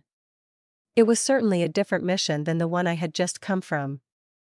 The missionaries here were always with a camera, going out to some social party or off on a camera sightseeing trip. In my mission, we felt lucky to spend a weekend with some members of the church. My picture taking was a little hampered by the weather, but in Europe the weather is almost always overcast.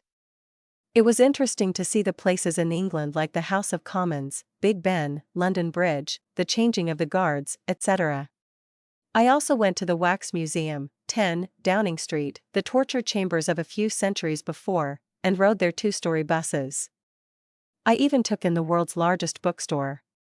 But perhaps the most enjoyable place to visit was the British Museum. It took me all day to go through there and see items from all over the world. They had a section of Egypt which was like walking into an ancient world. Part of their exhibit was like walking into an ancient tomb. They also had parchments, books, and old manuscripts that were a real fascination and study. I bought a couple of publications that had pictures and explanations of those ancient manuscripts. I did get a little peeved at their British rules. They saw me taking some flash pictures and told me that I couldn't do that. I asked them why and they told me that it was the rules. They said no tripods and no flashes, but didn't know why. I told them that I was the only person in there, so there wasn't anyone to be bothered by the flash, but they said, it's the rules. To me that was typical British. Nothing like regulations to conform to even if they didn't make any sense. Another custom that I couldn't get used to was the sharp and critical snaps that they made to each other or anyone else. It was their nature, but a missionary said that you soon learn to do the same thing. That just wasn't my nature and I was glad I hadn't been sent to that mission field. While going down the street one day, a fellow came up and asked me if I were an American. I answered in the affirmative, and from then on he seemed to want to be a friend, so I let him. He wanted to show me the town and tell me all about himself. He was a Polish man who had served in the army but was captured by the Germans. He had escaped twice and then also escaped once from the Russians later. He also had been able to finish the last days of the war in the British Air Force. When he told me that he was able to escape from the Nazis and the communists, I began to think maybe I should learn a little Russian so I could escape if I ever got taken. He took me to his home and showed me pictures of his life there, including many war pictures that astounded me. We also went to a Polish restaurant and I bought him a dinner. He asked me what kind of food I wanted, and when I told him I wanted to eat a meal just like a man from Poland would enjoy, he was pleased. He introduced me to the owner of the restaurant, who made a very interesting visitor.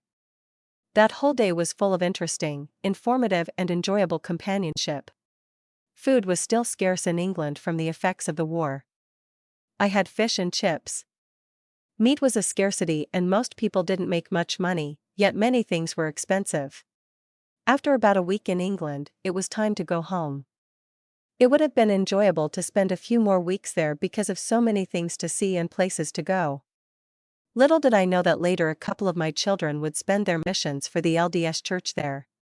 Again I took an Air Force plane over to Paris. Then when there, I couldn't get a plane going to Germany. This was a panic for me, because I was just about out of money and didn't even have enough for train fare. Time was running short, too, so I finally decided to talk to some GI who looked trustworthy. I found one and told him my plight. I said I would give him some camera equipment for a $20 loan and then when I returned to Germany, I would send him the money back and he could return my equipment. He did loan me the money and I later received my equipment. After my return to Germany, I went back to camp, got my paycheck and then took off for the final week of my vacation. This time it was to southern Germany. The country of southern Germany was similar to parts of Northern America. There were mountains, forests, and lakes. Northern Germany was flat and mostly industrial. Arriving in a little town near the Bodensee, I noticed a big parade going on which happened to be their Oktoberfest. Different towns all joined together in colorful uniforms and dress. Everyone was happy, singing, and drinking. They treated me like I was one of them and occasionally they asked me to take their picture. Again, I thought it was so strange that a people so friendly always had so much trouble with war. They just got bad dictators into power, much the same as in many other countries. The Bodensee was quite a large lake that connected Switzerland and Austria. I thought about taking one of the touring boats and going over, across the border, but didn't. However, took pictures with the Swiss Alps in them. The Bodensee had a type of fish in it that was found nowhere else in the world, called the Boden fish. I ate one and found it to be similar to a pike in taste and texture, but I didn't care for it cooked in milk. I checked into a beautiful hotel in the area. It had a balcony that opened out with a beautiful view of forest and Alps. The cost was 75 cents in American money, including breakfast. In the evening the people all went to a large hall and danced. It was one of the most jovial affairs I ever saw. They knew how to celebrate. It was during this week that I was able to take some of the most interesting and beautiful pictures of my whole time in Europe. Perhaps it was the most enjoyable time of my life up then. Everything seemed to be so perfect: the weather, the location, and plenty of film. Being crammed up together with so many other men for so long, the time alone and the freedom to go as I pleased, was just a rare and lovely feeling that I drank in like heaven's nectar. After such a wonderful vacation, it was difficult to return to camp. Gift surprise. The Germans were an interesting people to me, and so I tried to visit with them whenever I could.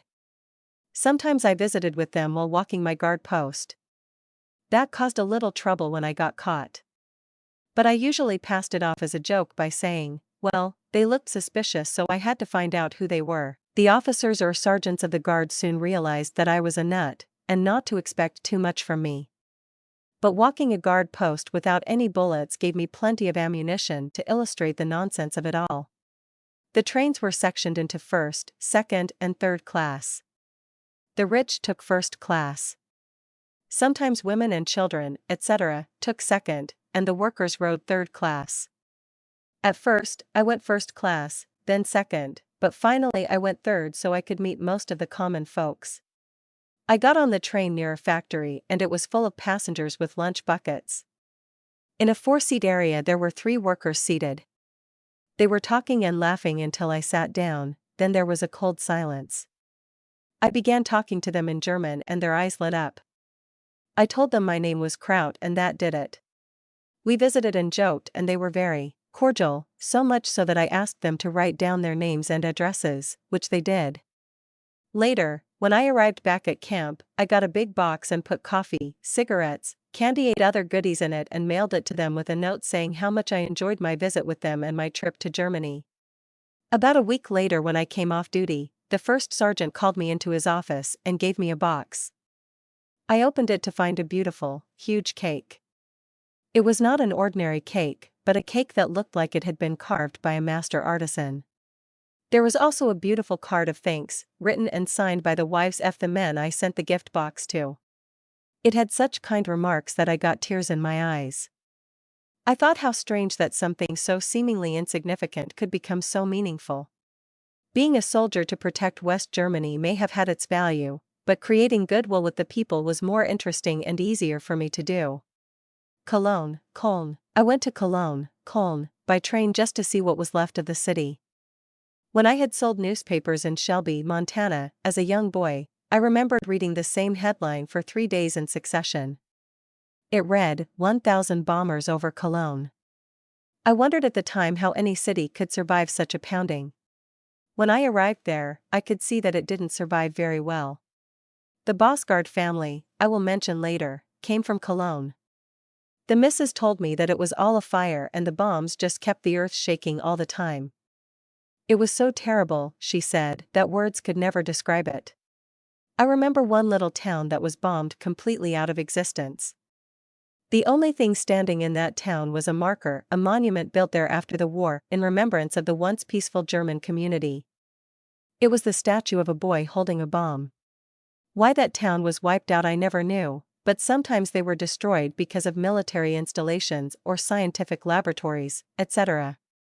Simon Bulko. After returning to camp from England and hearing the story of the Polish soldier, I decided to learn some of the Russian language, at least enough so I could ask for help or directions.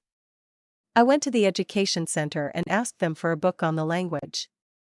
They not only had a lesson book, but a dictionary and a set of records.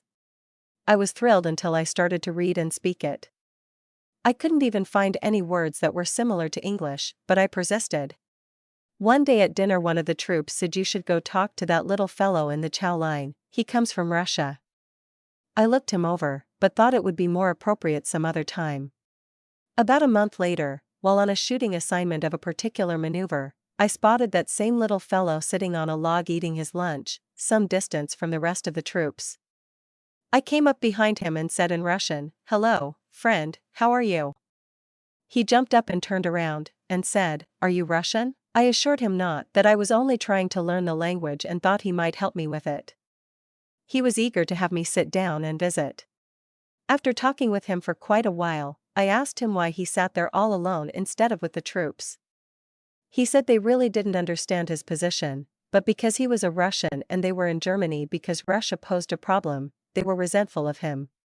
He said no one would even share half their tent with him, so he just rolled up in his half on the ground. I told him to come over to my 21/2-ton truck after dinner, and he could sleep in there with all the comforts of home, and we'd let the rest of the troops sleep out there on the ground in their little tents. He laughed and was overjoyed. He brought over his things and we set up house. Later on, I fixed some hot chocolate and brought out some pastry for us. He was elated over everything. He began to tell me the story of his life, and it sounded like a movie that was too unbelievable to be true. We visited until 2 a.m. and still never got around to my learning the language. His folks were in Leningrad when it was being fought over by both Germans and Russians. He got captured and was sent to slave labor for the Nazis for about 3 years. After the war, he tried to locate his folks in Leningrad. Everyone told him that the town was all rubble. No trace of his parents could be found. The Americans told him he could go back to Russia, to Canada, or the US. He chose the US and then got drafted. He said that after the war, an order came from Roosevelt that all Russians had to return to Russia, all Italians must return to Italy, etc. He said when that order came, he saw dozens of his people jump out windows, cut their wrists, or hang themselves. I said, "Do you mean to tell me that communism is that bad?" He looked at me with a look I'll never forget. It was like, "You poor dumb fellow, where have you been?" He only said, "Ogden, I can't tell you how bad communism is because you have never been in a condition that bad. You wouldn't comprehend it." He told me story after story about the cruelty, barbarian and despotic tyranny of communism, as he had witnessed it. It was a great education to hear a first-hand account of the work and history of communism, a history that is not commonly understood. That was the beginning of a friendship that lasted long after our time in the service. He wrote me one time from Waco, Texas, to tell me that he was on a television program showing his German. Later Hosen and telling his story of communism and Nazism. The life of some soldiers. On one of my train trips back to camp on a Sunday night, there was a drunk soldier, a sergeant, who was sprawled all over the seat with his feet out in the aisle.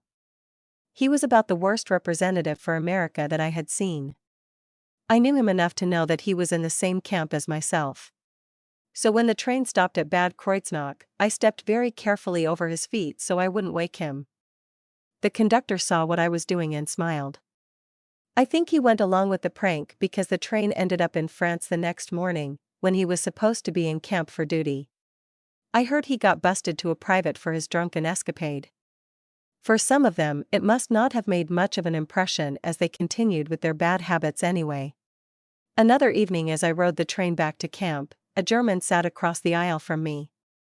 I could tell he was upset about something by the way he shook his head and mumbled. Finally, he turned to me and asked, "How many children do you have in Germany?" He probably thought I didn't understand German, but he acted like he wanted to get it off his chest. I responded, "None." I sat there thinking that the poor fellow must have had a daughter who got into a family way by some American soldier. There was little I could say. It was a gloomy feeling that I shared with him, and I felt rather ashamed that men wearing the same uniform that I did would cause so much grief. Once we drove through a town which had had some soldiers stationed near there a couple of years before us. I could tell by a young woman standing by the side of the street with two mulatto twins. It was not difficult to tell what a soldier would do with his life simply by the way he talked. It doesn't require much intelligence to tell what's on a man's mind when he begins to open his mouth. Usually the soldiers talked about booze, women, and gambling. On guard all night, it came my turn to guard a machine gun nest. We were out in the middle of nowhere playing our military games, but we had to pretend, because the machine gun didn't have any ammunition. That was a common story, empty guns. I don't know how we ever won the West. Now I wondered how we would ever win a war. It was about noon and the chow truck came up to feed the men. I was positioned right by the troops, so I hollered to some of them to relieve me so I could eat. They said they would as soon as they had finished.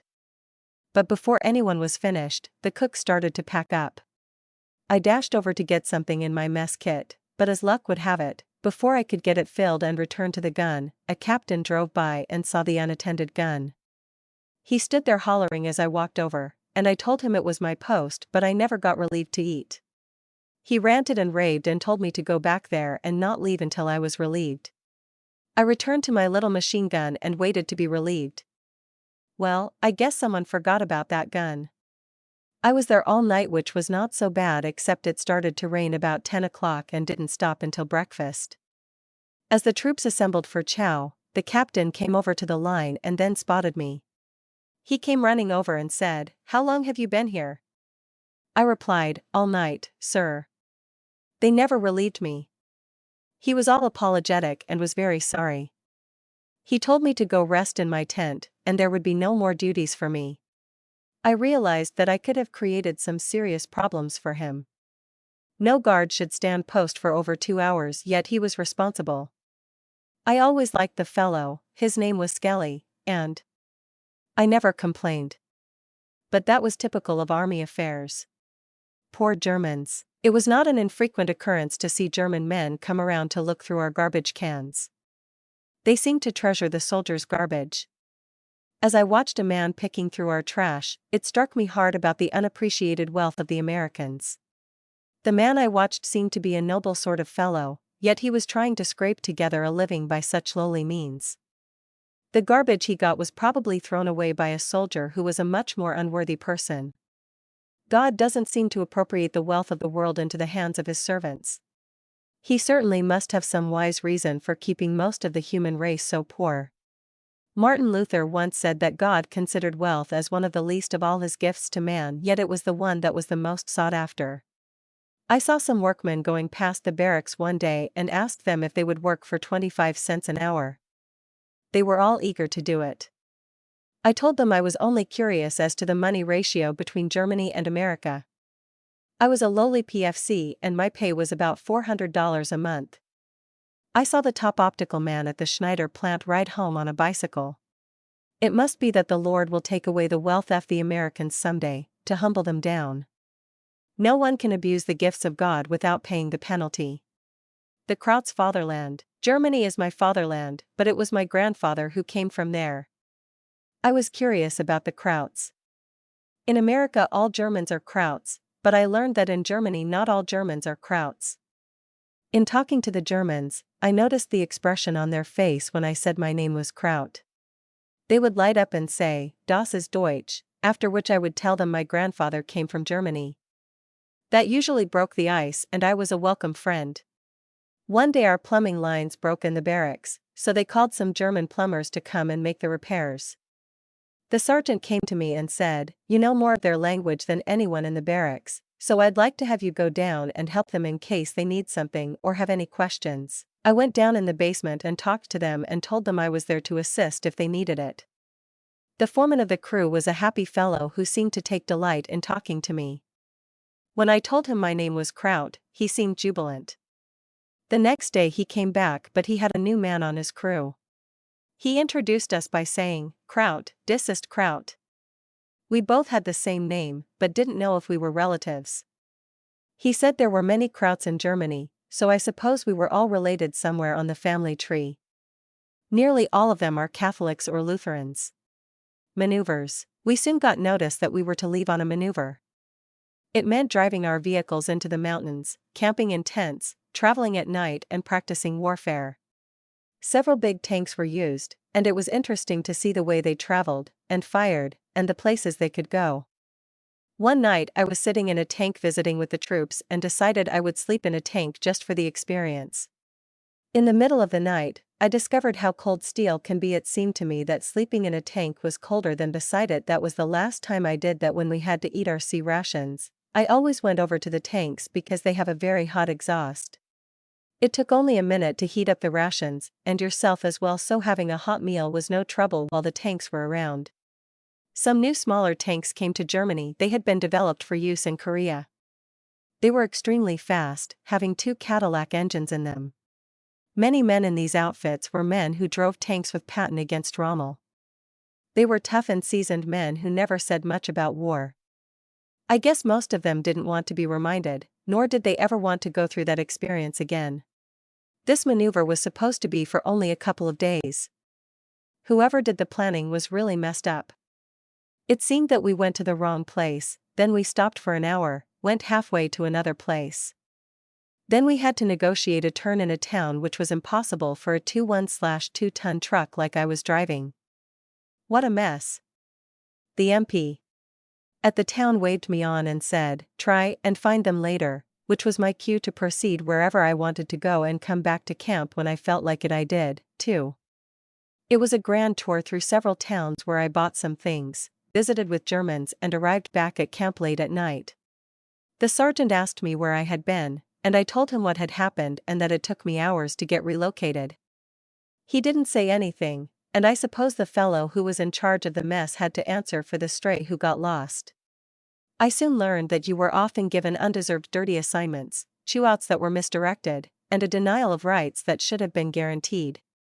I seldom gave much allegiance to them when they were in the wrong, and if I could help the guilty officers catch what they deserved, it was not often in my character to cover up for them. The more they realized my attitude, the more they seemed to respect me. It was the poor fellow who couldn't or wouldn't defend himself that was always being picked on. I knew the bakeries. One of the most sought-after items that our soldiers appreciated was the German bread. Strange that so many soldiers could eat only white bread, but they would always take some German whole wheat. I couldn't stand the American white bread, so I always had some German bread in my locker to go with my grape juice. When we went out on maneuvers, it was the same. I would wait until dark and then sneak out of camp and go to the next little town and buy some bread. Usually I would add some cheeses, salami, or jam to go with it. Many soldiers would see me eating German breadstuffs with my sea rations and want some for themselves. They asked me where I got it, and then laughed when I told them. It got so that I was running a small grocery for the troops. Of course, it was taboo to leave camp, but it seemed like a joke and was appreciated when I did it. But the surprise came one night as I lay in my tent eating and reading. Someone rattled my tent, so I told them to come in. A helmet with a man in it came through the opening. The helmet had captain's bars on it, and the officer said, "Are you Kraut?" "Yes, sir," I answered. "Well, I was wondering if you would get me some bread and things the next time you go to town." "Sure," I responded. So I made another trip to the next town. He was an officer from one of the other companies. My reputation seemed to be expanding beyond my own outfit. However, I really was shocked one night. As I was leaving a little village, my arms loaded with goodies, I saw a convoy coming through the town. Of course, I could easily hide, but I was afraid it was my outfit leaving. I had nightmares, while I was wide awake, about getting back to camp and finding them all gone, just my lone truck sitting there and me not knowing where they went. I ran back over a couple of hills to find my outfit still there. I imagined that bread would have been the most expensive and disturbing batch of bread I ever got. That was too close for comfort, so I made provisions in case that ever happened again, but I still kept getting that good German bread for the troops. On another trip to town, which was during daylight hours, I heard a convoy approaching. It scared me again, but as it drew near, I could see it was a different outfit. I didn't want to be seen by the MPs, who were looking for stray soldiers, so I pulled off my coat and stood behind the Germans, who crowded around me so they wouldn't see my army green pants. Everyone was waving and I did, too. I would even occasionally chirp up with, "Hooray for American soldiers," or some other bravado. Usually I yelled the German language and the Germans laughed the whole time the convoy went by. As much fun as it was, however, it always made me nervous. Battalion holiday. Each year the battalion had a big celebration or birthday. It was full of parades, marching past grandstands and all the other nonsense. My friend and I decided this year would be different for us. We would report for 6 a.m. roll call, but would disappear afterwards. It was all planned out in detail. The day before, we went to the railroad station and bought tickets to his relative's hometown. The next morning we put our old work clothes over our Class A outfit and reported in at roll call. Our train was to leave in 30 minutes, so we were cutting corners. We dashed back to the barracks, pulled off our work clothes and ran off down the street. We caught the train just as it was starting to move out. We made it without a minute to spare. We arrived in the little town where his relatives loaned us their car. We put on civilian clothes, which were not allowed, but we didn't want to be stopped and questioned by MPs. We had a grand day taking pictures, touring the country and shopping. We even saw some of the walls of the ancient Roman Empire. That night when we got back, I went to the barracks and met the sergeant who demanded, "Where have you been?" I said, "All around, since it was a battalion holiday." He scowled. It was cancelled, so it was a regular workday. I could have fallen through the floor. I apologized and was willing to take a punishment, but for some reason he perhaps realized that since it had been scheduled right up to the last, it was an unintentional mistake. I asked my friend how he got out of that scrape. He said his buddies covered for him, saying that he was out on a delivery. I guess he had some pretty smart buddies in his outfit, smarter than the ones in my photo unit. One thing I remember on that day was going to a German movie which included an American comedy, Tom and Jerry, the Cat and Mouse. At the beginning, the homeowner said, "Tom, where are you?" And that was the only voice in the whole cartoon. The rest was all sights and sounds of the battle between that cat and mouse. I don't know when I ever laughed so much as at that silly cartoon. Being gone when I was supposed to be in camp was pretty serious, but every time I thought about that silly cartoon, I had to snicker. Luther. Germany was famous for its religious and political history. Among its more valiant heroes was Martin Luther. He was one of my heroes, too, and I loved reading his writings and about his life. The man was a marvel. In the United States I had seen 52 volumes of his writings. However, after talking to a Lutheran minister who had taught theology in Germany, I discovered that those 52 volumes were only the ones that had been translated into English. Luther had written over 200 volumes. The man couldn't have spent very much time reading because so much time went into his writings. As soon as I could get a pass, my next trip was scheduled for Worms. Here was the grand finale of Luther's connection with the Catholic Church. His trial was noted with great interest by heads of the Catholic realm, political leaders of Germany, and of course by all the common people of every nation. Luther didn't want to make a big deal out of it, but the church was bound to make him bow down to their authority and their dictates. But Luther was a man of conscience and couldn't yield. The effects of his obstinacy are still being felt, and always will be. Outside of the church building is a huge set of statues dedicated to all the Protestant reformers: Zwingli, Huss, Jerome, Luther, etc. It is the world's largest monument to the Reformation. Inside I stood where Luther stood and said, "I cannot recant, I will not. I can do no other." Soon after my trip to Worms, I prepared to make a trip to Wittenberg, where Luther translated the Bible and posted his 95 Theses on the chapel door. When I asked the ticket taker at the railroad station how much the fare was to Wittenberg, he told me I would need special permits because it was 2 miles inside the Russian zone. I was furious. How could Roosevelt be so dumb that he put one of the great landmarks of history into the hands of Russian communists? I well nigh consigned him to the eternal dungeons for that, on top of the rest of his political blunders. In the first place, he consigned all of East Germany to the Russians by signature, and the right to do so had not been granted him. Congress had no say in that matter. Roosevelt just took it on himself to do it for the old butcher from Moscow. We have suffered ever since he took us off the gold standard, and the worst is yet to come. It's time for a Martin Luther to show up in this country, but I fear it is too late. It's no use trying to lock the gate, our economic and political horses have already run away. Jefferson in my tent. There were times when there was not much to do because of the circumstances. While on maneuvers, we would go to our little 1- or 2-man tents when the sun went down. I was aware that such would be the situation, so I went to town and bought some candles. They would be waxed on to the top of my helmet so I could read on into the night. How will I remember reading a book on the life of Thomas Jefferson by candlelight? Late one night I finished reading his biography, and as I closed the book, tears streamed down my face as I thought about that great soul. What a great joy it would be to meet that man. He certainly left beautiful words and expressions that have been an important part of my quoting memory. His life was that of a hero, and I loved the man as though I knew him. Strange that so many men like him, Washington, Franklin, not to mention Joseph, Brigham, Heber, and others, all have been such a force in my life, yet I never knew them. They are closer to me than most associates, neighbors, and even relations. I know those men so well that I quote their words, I know their lives and even understand what they would do or say in most any situation. When I make a stand on politics, I bring in Jefferson to support my views. I'm glad he believed the same way I do. It's too bad that more Americans don't appreciate a master spirit like Tom Jefferson. Family friends. Near the camp were some German families that I met.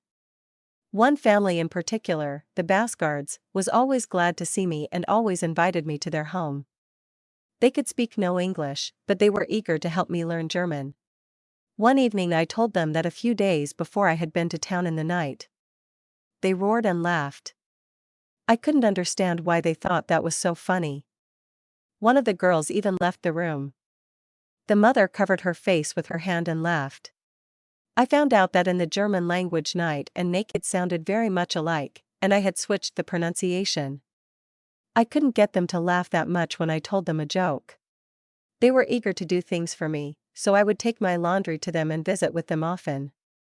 They soon let me know that they wanted to have me over more than twice a week. I think they would like to have adopted me, which would have been much more fun than being with the army. Usually I would bring them some treat from the post exchange. They really enjoyed the different kinds of food and candy, it was like Christmas every week for them. $1 worth of PX goods was almost equal to a half or full day's wages to them.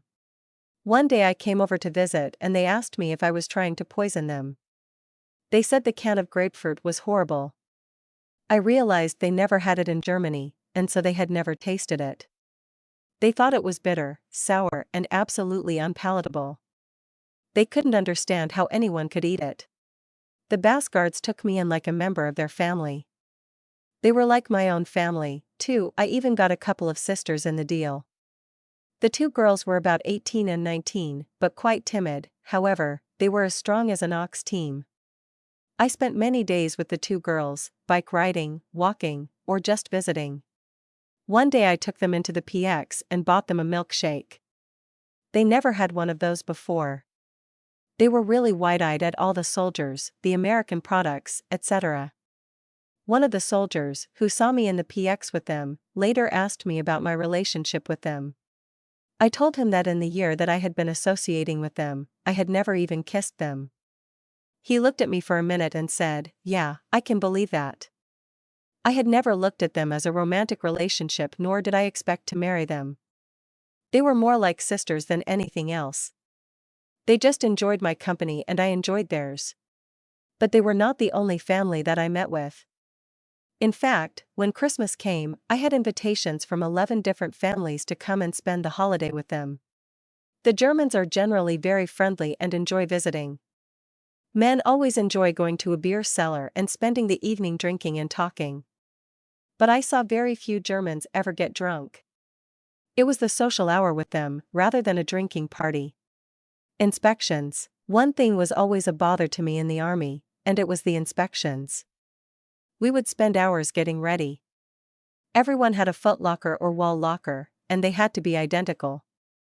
Every toothbrush had to be lined the same way and facing the same direction. The boots and brass pins had to be perfectly shined, which often would take an hour. They would be so meticulous about those things, then on Saturday nights go downtown and corrupt their souls. I was not created to be a soldier and usually demonstrated it just to the point that it wouldn't get me in trouble. Most of the fellows had a wall locker to put all their belongings into, but I also had a footlocker because I had too many other important things. There was always a lock on it so they couldn't inspect it. But even that wasn't enough space. I had all my books lined across the windowsill. They were not supposed to be there, but they were tolerated. One day when I came off guard duty, the fellows in the room said I missed out on the biggest inspection of the year. A real tough colonel made the rounds and found something wrong in nearly every room, but when he came into our room, he saw all the books and went right to them. They thought for sure they had had it. He stood there looking at them in silence. Then he picked up one of the volumes of The Decline and Fall of the Roman Empire, then put it back. "Whose books are these?" he demanded. "PFC Kraut, but he's on guard duty, sir." The colonel looked at the books again and walked out of the room. "You saved the day for us, Kraut, with your library." The books stayed there the rest of the time. Bombing towns. Everyone decided to avoid KP duty by paying a small fee and hiring the Germans to do it. There was a German fellow working in the mess hall that became a friend of mine. He invited me to his home one weekend and I met his family. He wanted to be in opera and finally asked me if I would loan him about a month's pay so he could have lessons. I wasn't that excited about opera. I did take him to an opera, however, which he greatly enjoyed. I didn't understand much of it since it was in German, but I can't understand much of an English opera, either. We did some traveling together, and he took me to Kiel, where the submarine base was. It had been bombed over and over again. Another town nearby was bombed about the same, however, it was not a military base. Nothing in the town had any military significance, yet it was bombed out terribly. He told me that he went to England and looked up the date of the bombing and read that Churchill had ordered the bombing for a demoralization raid. A lot of innocent women and children were demoralized into ashes and rubble in that raid. Other towns such as Dresden, where pottery and ornate glassware were made, suffered heavy bombing. The war didn't make much sense, but then it never does. They went crazy. The army was a mixture of all kind, of people from every kind of life. Some found the army to be better than they ever had it before. Others were in misery for the duration of their stay. Some found it an interesting experience or a chance for education and training. It was all in what opportunities you were watching for. Some played cards, got drunk and complained the whole time. One day some of the troops were playing cards in the room, jesting and drinking beer. All of a sudden one of the guys, the chaplain's assistant, jumped off his bunk, dashed over to the card game and kicked the table over and yelled at the guys. It was not like him. Then he ran down the stairs and into the first sergeant's room hollering and began to bite him on the leg. After that he ran across the parade field and ran into the flagpole. When they got to him, he was screaming and pounding the ground. They took him away, and I never saw him again. I heard of a couple other fellows who couldn't take it either, and they had to be shipped home. I always remembered the sergeant who told us not to lose our sense of humor, and it was becoming clearer all the time what he meant. I remember another fellow in our outfit who was a good guy. He never smoked or drank or chased wild women. However, he began to go to town with some of the other troops who did. It wasn't long before he began to take up some of the same habits. One Sunday morning he found himself in a bed with a woman instead of in church where he used to be. Well, his conscience began to bother him, and in order to alleviate the burden of guilt and to offer some explanation to his girlfriend back home, he wrote and hinted or briefly explained how things were not going the way he intended them. She wrote back indicating that he had changed for the worse, and that she was going to look for someone else. He read the letter and it nearly paralyzed him. That evening he was on KP duty passing out the peas. As one GI came by, he piled on the peas until he was yelled at. The next fellow only got one or two, and that was all, no matter how he asked or demanded more. All of a sudden he yelled and threw the peas and spoon in the air and ran to his barracks. He began packing his things. Then he unloaded them and repacked them again. All kept that up until they took him away. He was too far gone, so they sent him away. Guard duty. I was on guard duty one night during a rainstorm. It was cold and miserable, with no way to keep warm. I noticed a deep narrow hole near the road, so I crawled in there, putting my trench coat around on the ground so that only my head was above ground. We had a new system to halt and challenge any passers-by. They were to answer with the password or say a sentence including it. In return, I would give a sentence using the password. That night my countersign was the word devil. I halted 2 men late that night, and they gave their password. I then said in a real low voice, "Behold, if you do not repent, the devil shall have all power over you at the last day." They stood there looking all over, but couldn't see me. They were mumbling something and finally wandered off. The next day the corporal of the guard told me it was 2 officers going to the latrine. One of them told the first sergeant that the other one thought the devil himself had a hold of him. He said, "You've got a weird guard out there." Everyone got a laugh out of it. Another time, one of my friends was on guard duty, so I took 2 fluorescent reflectors and got them charged up. Then I walked down the road where he was stationed, put them in my eye sockets, but kept my head down. When he halted me, I said, "What?" and turned my head up and he saw my silhouette and 2 huge glowing eyes. He just stood there for about a minute then realized who it was. I didn't really mind guard duty too much, even though it was rather a frequent occurrence. One time I was sent to Post 13, which was several miles away, on top of a hill. No one liked it because it was so far away, but it was my favorite place. Rarely did the captain of the guards ever come up there to see if you were doing your duty. If he did, I could see him coming from miles away. The post was a little radio center, and all we were there for was to protect the gasoline that was stashed outside. Sometimes that amounted to less than 3 or 4 gallons.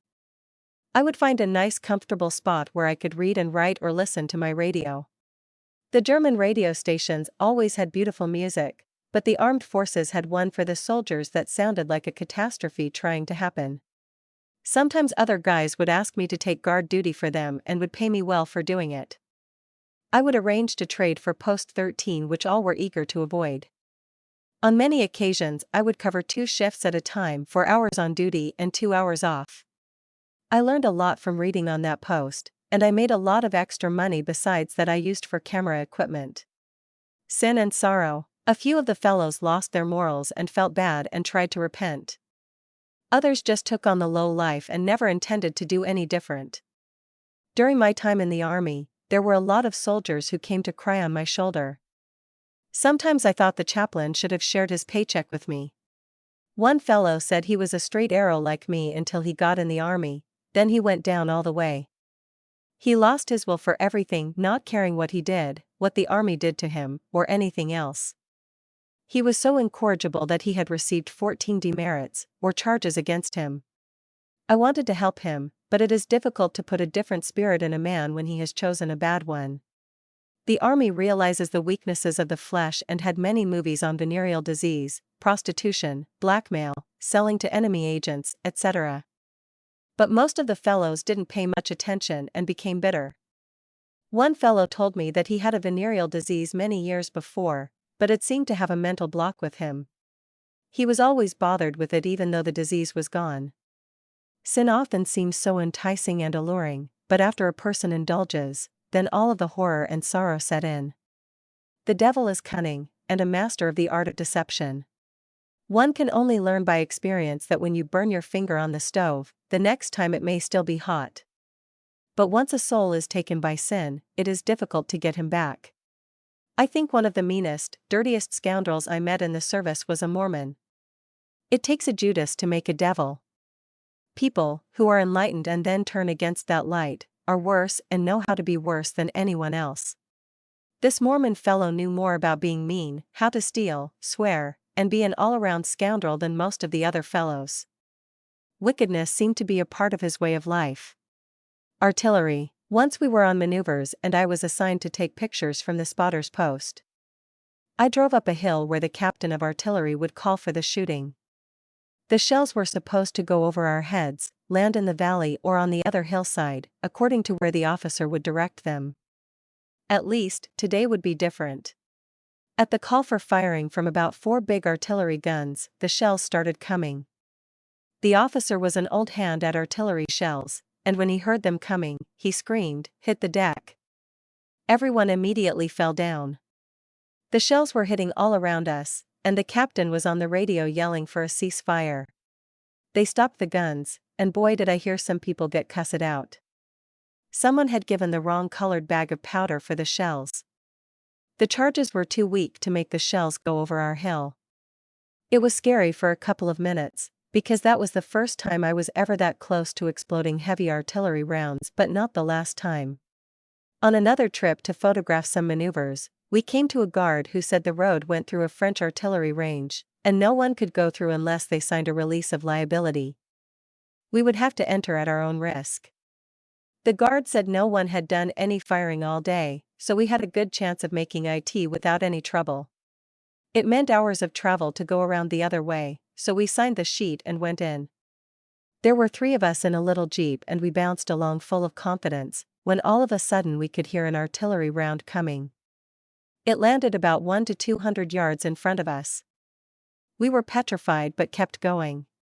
Another round came in alongside of us, and it made us feel like the jeep about tipped over. Another couple of rounds came in and then it stopped. What a relief. But we didn't know if any more would be coming or not. I was glad we weren't in war. I could hardly stand the peaceful army. Little chapel in the wilderness. I could find no Mormon churches near camp, so I decided to set one up. I went around and managed to get a list of all the records of men in camp who had put down LDS as their religious preference. Next I borrowed a mimeograph machine and wrote a little letter to all of them. Then I contacted as many as I could and asked them to come to our little services. Out of about 18 Mormons, we had about 8 come to meeting. I delegated responsibility to some of the others, because I didn't want to do it all. All of them were reluctant but could see I needed help, so a few volunteered. One would offer opening prayer, another would lead singing, and another couple would pass sacrament. Usually I gave a lesson. It became a very good little church group, and we looked forward to it each week. We kept sending little newsletters to the other members. A couple of years later I went through Salt Lake and called one of the fellows. His wife answered the phone, and I told her who I was. She was overjoyed and asked me to dinner. She also said that she, his folks, and the bishop had worked with her husband for years trying to get him active with no results, but when he came home from the army, he took over conducting meetings like he had done it all his life. She couldn't thank me enough. I was glad to hear such good news. Some of us LDS soldiers got to be very chummy and we went places together, took in movies at the post, and ate at the mess hall together. It was our custom to bow our heads in silent prayer over our food. This was noticed by the rest of the troops, but we didn't mind. To some it may have been ridiculous, perhaps to others it was respected. It was a rather strange thing for soldiers to be doing, I suppose. The GED test. The Army had many advantages and opportunities, if a person wanted to take advantage of them. We had a film and lecture about the educational program called the GED. It was designed for soldiers who wanted to continue with their education or to take courses that would qualify them for a high school diploma. I had had a little trouble in high school with my algebra teacher. I took half a year with him, and it was all I could tolerate. All represented most of the things I hated in a man. He slapped some of the students just because he didn't like them. He had the worst temper I ever saw in a man. He was partial to some students because they flattered him. He had a scowl on his face nearly all the time, and he was a gay out playing with some of the boys. At the end of the midterm, I went in the office and asked for a transfer to typing. The principal said I would lack half a year of math to qualify for a diploma. I didn't care. Half a year around that teacher was more than I could take. Since that day to this, I have never needed algebra in my work, but I have used the typewriter almost daily. The officer in charge of the GED program said that it was necessary to take a series of tests that covered all the subjects taught in high school. From that, they would determine which courses were necessary to be taken to qualify for a diploma. It took most of the week to take all those tests. Some were very interesting and I learned a lot from them. The next week, when the results were back, I was told that my grades were good in every subject. Nothing was lacking to qualify me for a high school diploma, so it was not necessary to take any additional courses. The officer said they would send the results to my hometown high school, and they would give me a diploma. Coincidentally, this occurred in the same year that my younger brother graduated from high school. 29th Heavy Tank Battalion. Photo assignments required us to go nearly everywhere. Many of the jobs were for pictures of men re-enlisting in the Army. Most of these came from the 29th Heavy Tank Battalion. They often referred to it as the 29th Heavy Razor Battalion because they were all blacks. Most of them found the Army a better place than what they had in civilian life, so they wanted to stay. After arriving at company headquarters, I reported to the commanding officer, who was white. He told me that he wished most of them wouldn't re-enlist because he had constant problems. Like this, he said, pointing to a paper which was a charge for rape on a German girl. While we were talking, the phone rang. He answered and said, "You caught them in the shower room?" When he hung up, he turned to me and said, "See what I mean? While I was there in 1952, a directive came down saying that all black units would be broken up. Our first sergeant told us that he wouldn't allow any blacks in his company. I don't know what happened, but we got 2 of them. I did get a little upset at some of them occasionally. For example, if we were standing in a line and a couple of blacks were near the front, a half-dozen other blacks would crowd into the line where they were. If whites did that, we would have a resulting commotion, but we weren't allowed to say anything to the blacks because that would be prejudicial and be racist in our feelings. I had no feelings concerning the blacks one way or the other, but I began to lose respect for a lot of them while in the Army. Lieutenant Apple. A new lieutenant came to our company who was named Apple. He was a rotten apple for all I could tell. He had a wife and kids in America, but he was always out chasing women, drinking, or pulling some illegal or immoral act for his personal gratification. He wanted to impress us in the photo lab, so a party was arranged in town. The German people were very poor and were glad to have the business of making a dinner and arranging a special dining area for us. At the banquet table, they provided a wide variety of delicious food and used the most expensive silverware and china that I had ever eaten from. During the meal, the lieutenant picked up the salt and pepper shakers and said, "These are just too beautiful to pass by." Then he put them in his pocket.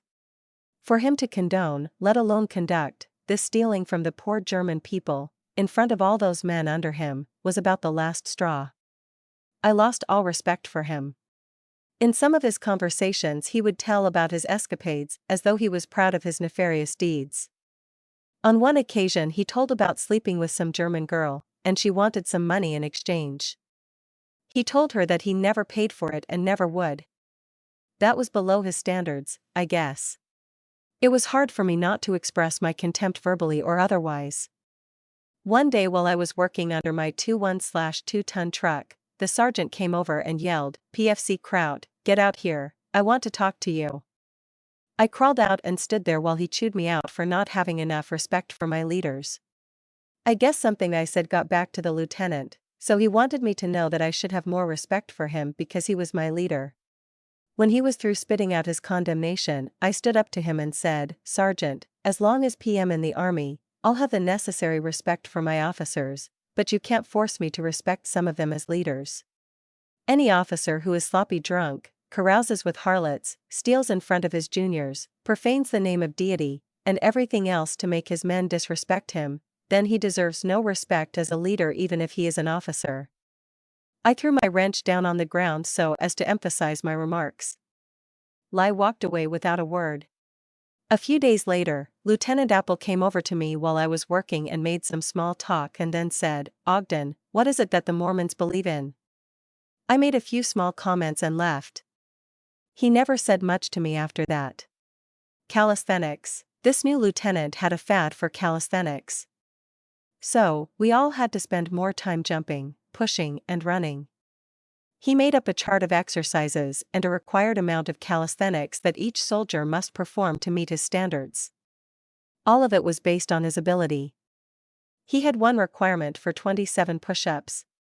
That was his maximum, so when it came time for me to do them, I did 27 with one hand, and then did another 27 with both hands.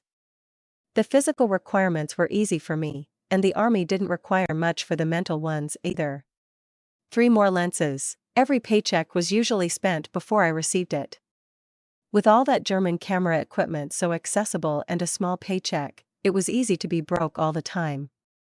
My friends of the Schneider Optical Works were always glad to see me come in. One day, however, I came with the news that my orders just arrived, which would send me home. I shook their hands and bid them farewell, and said that I really wasn't ready to leave quite that soon. I told them that there were still more lenses that I wanted, but wouldn't be able to get them at that time. They asked which lenses they were. I told them a wide-angle, normal and telephoto for a graphic camera I had. They went in the other room and brought them out.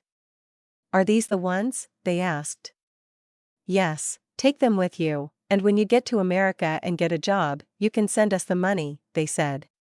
When I returned home, I got a job on the railroad with my dad. It took me 2 months before I got enough money to send back to Germany.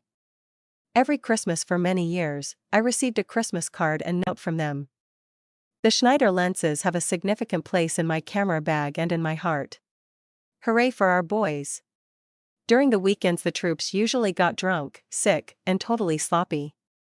After one of these horrible weekends, I was assigned the Monday morning cleanup of the latrine. When I looked at the mess, trash, vomit and other things all over the floor, I had to remind myself of the sergeant's advice to never lose our sense of humor. It was a real degradation to clean up after drunken troops when I didn't even drink. Going past the window upstairs in the latrine, I saw the troops all running into formation. We would stand for 5 minutes every day waiting for the captain to come and dismiss us for work. Since they were just getting into formation, I realized there was time to say something. So I opened the window and yelled, "Hooray for our boys overseas." Just then I looked down to see the captain looking up. He troops literally fell out of formation laughing, but I knew it wouldn't be funny to the captain. I shut the window quickly and figured I was in for it this time. Soon the first sergeant came up the stairs, and I got ready to take my medicine. "What did the captain say?" I asked. Well, he had fire in his eyes and asked me who that was. I told him PFC Kraut. He thought for a minute and said, "I might have known," and then walked away. 3 sergeants in one. The sergeant over the photo unit was named Flory. One of the old-timers in the outfit told me that Flory had become 3 different men in the time that he had known him. In the States he was a family man. He and his wife went everywhere together. He was happy, considerate and helpful during this period. Then he was sent to Germany, where he was alone, which seemed to make him irritable, cross and critical of everyone and everything. Then he took up drinking, which changed him further into the worst of the 3 people he had become. It was during this time that he invited the whole bunch to go drinking with him. I was the only one who didn't go down to the bars with him. This was the beginning of a resentment that he built up for me, and it just got worse. To make me miserable, I was given all the work details and cleanup jobs.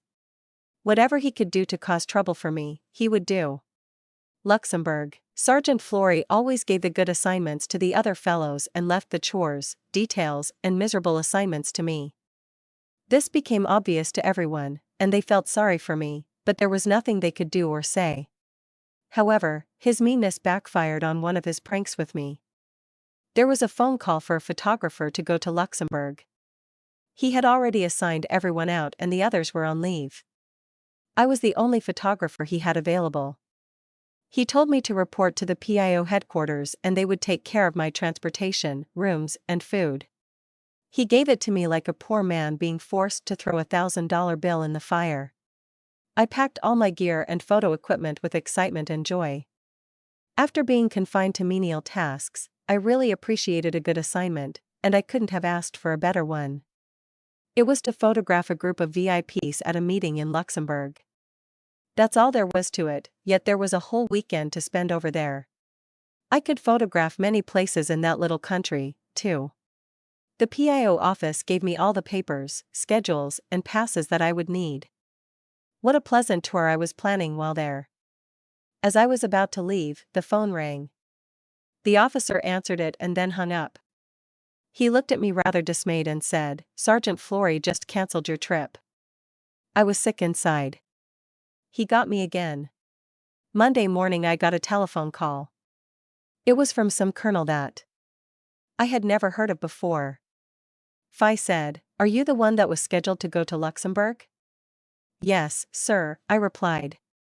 Lai then chewed me out so severely that I think if we would have been face to face, he would have hit me.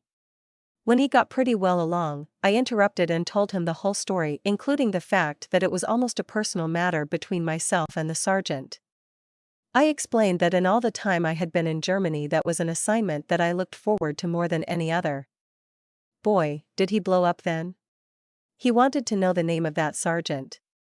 I was glad to give it to him along with Florey's rank and phone number. Then I sat back knowing that justice would be administered, and it was. No passes. Besides getting all of the dirty details, I was never allowed any passes. The sergeant said everyone had to apply to him for weekend passes, and he would okay them with the front desk. Every week I would add my name to the list, and every week everyone got passes except me. This was a new quirk that was instituted by the sergeant to cause me misery. But wherever there is a regulation, there is a loophole. One day I managed to get a pass permit, so I went up and signed out, then behind it I signed back in. Now the register showed that I went out and came back in, but I still had the pass in my pocket. When the weekend came, I just showed my pass and walked out the gate. For the rest of my time in Germany I had a pass. The sergeant was probably laughing every weekend how he was personally taking out his vendetta against me by making me stay in camp. But I knew I was entitled to a pass just like everyone else. The last of Florey continued giving me a hard time, and obviously went out of his way to cause me trouble.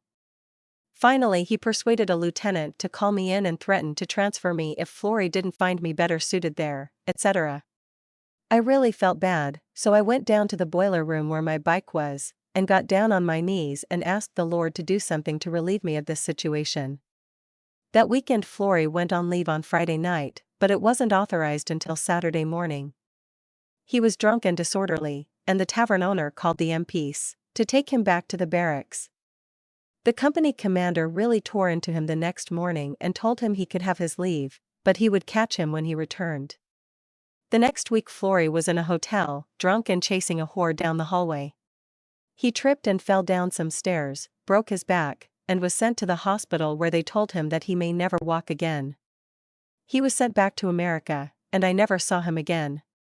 It frightened me to have my prayer answered so quickly, but more so to have it answered so drastically. Goodbye to Germany. I still had a couple of months left in Tile Army, so I thought it would be to my advantage to make the most of them. There was a friend of mine who spoke French and he was about to be discharged, too.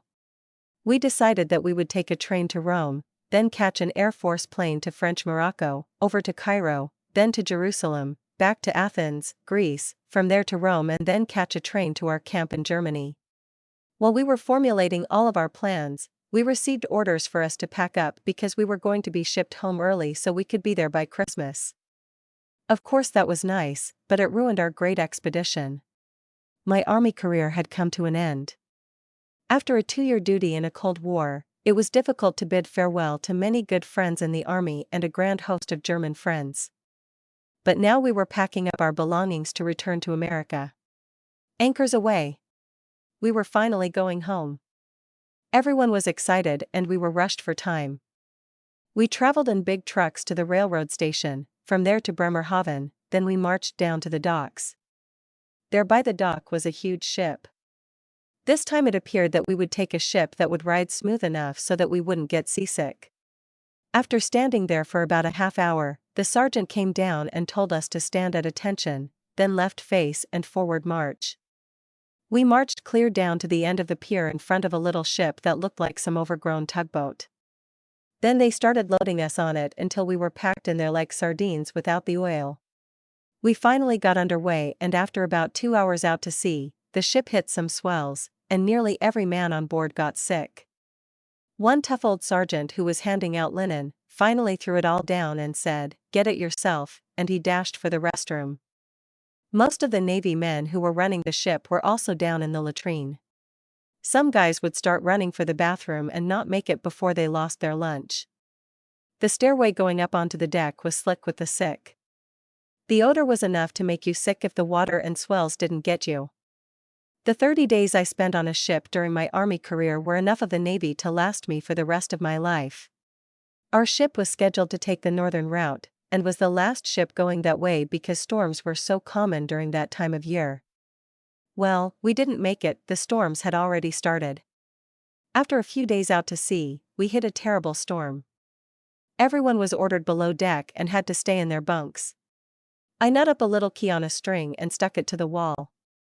As the boat tossed to one side, the key would swing. I would mark it and then later take a reading of the tilt that the ship had been making. As far as I can remember, we were only a few degrees from tipping over. In the middle of the storm, all the lights went out and the motors stopped. We then just tossed back and forth in total darkness. It was a very scary experience. Finally, some joker said, "Sam, will you get your rubber band and go down there and fix their motor for them?" It was fun to see guys with a little courage and humor after 2 years in the army. When the ship finally got going again, after about a half hour of tossing and turning in the middle of the night in darkness, we were off again. Then we got a message that a fishing boat was in trouble. We had to go way off course to locate it. They hurriedly loaded a man on board and rushed him to the operating room because he had a ruptured appendix. We lost 3 days of travel, but we saved the man's life. Everyone cheered when the news of the operation was announced to have been a success. Liberty. We woke up at 4 a.m. to get ready to dock at New York Harbor. As we arrived on deck, we strained our eyes to see America again. Finally, we sailed by the Statue of Liberty. A strange sensation went over every soldier and not a word was spoken, the first time such a thing happened on the trip. Every man was thrilled to be home, but home meant more to us now than when we were growing up. The Statue of Liberty was a sight that made us proud we were Americans, proud that we had served 2 years in the service of our country. Recollections of home and the 2 years of army service were all symbolized in that statue. It nearly brought tears, but at least the silence was in reverence while we slowly passed by that famous statue. We sat in the harbor for several hours.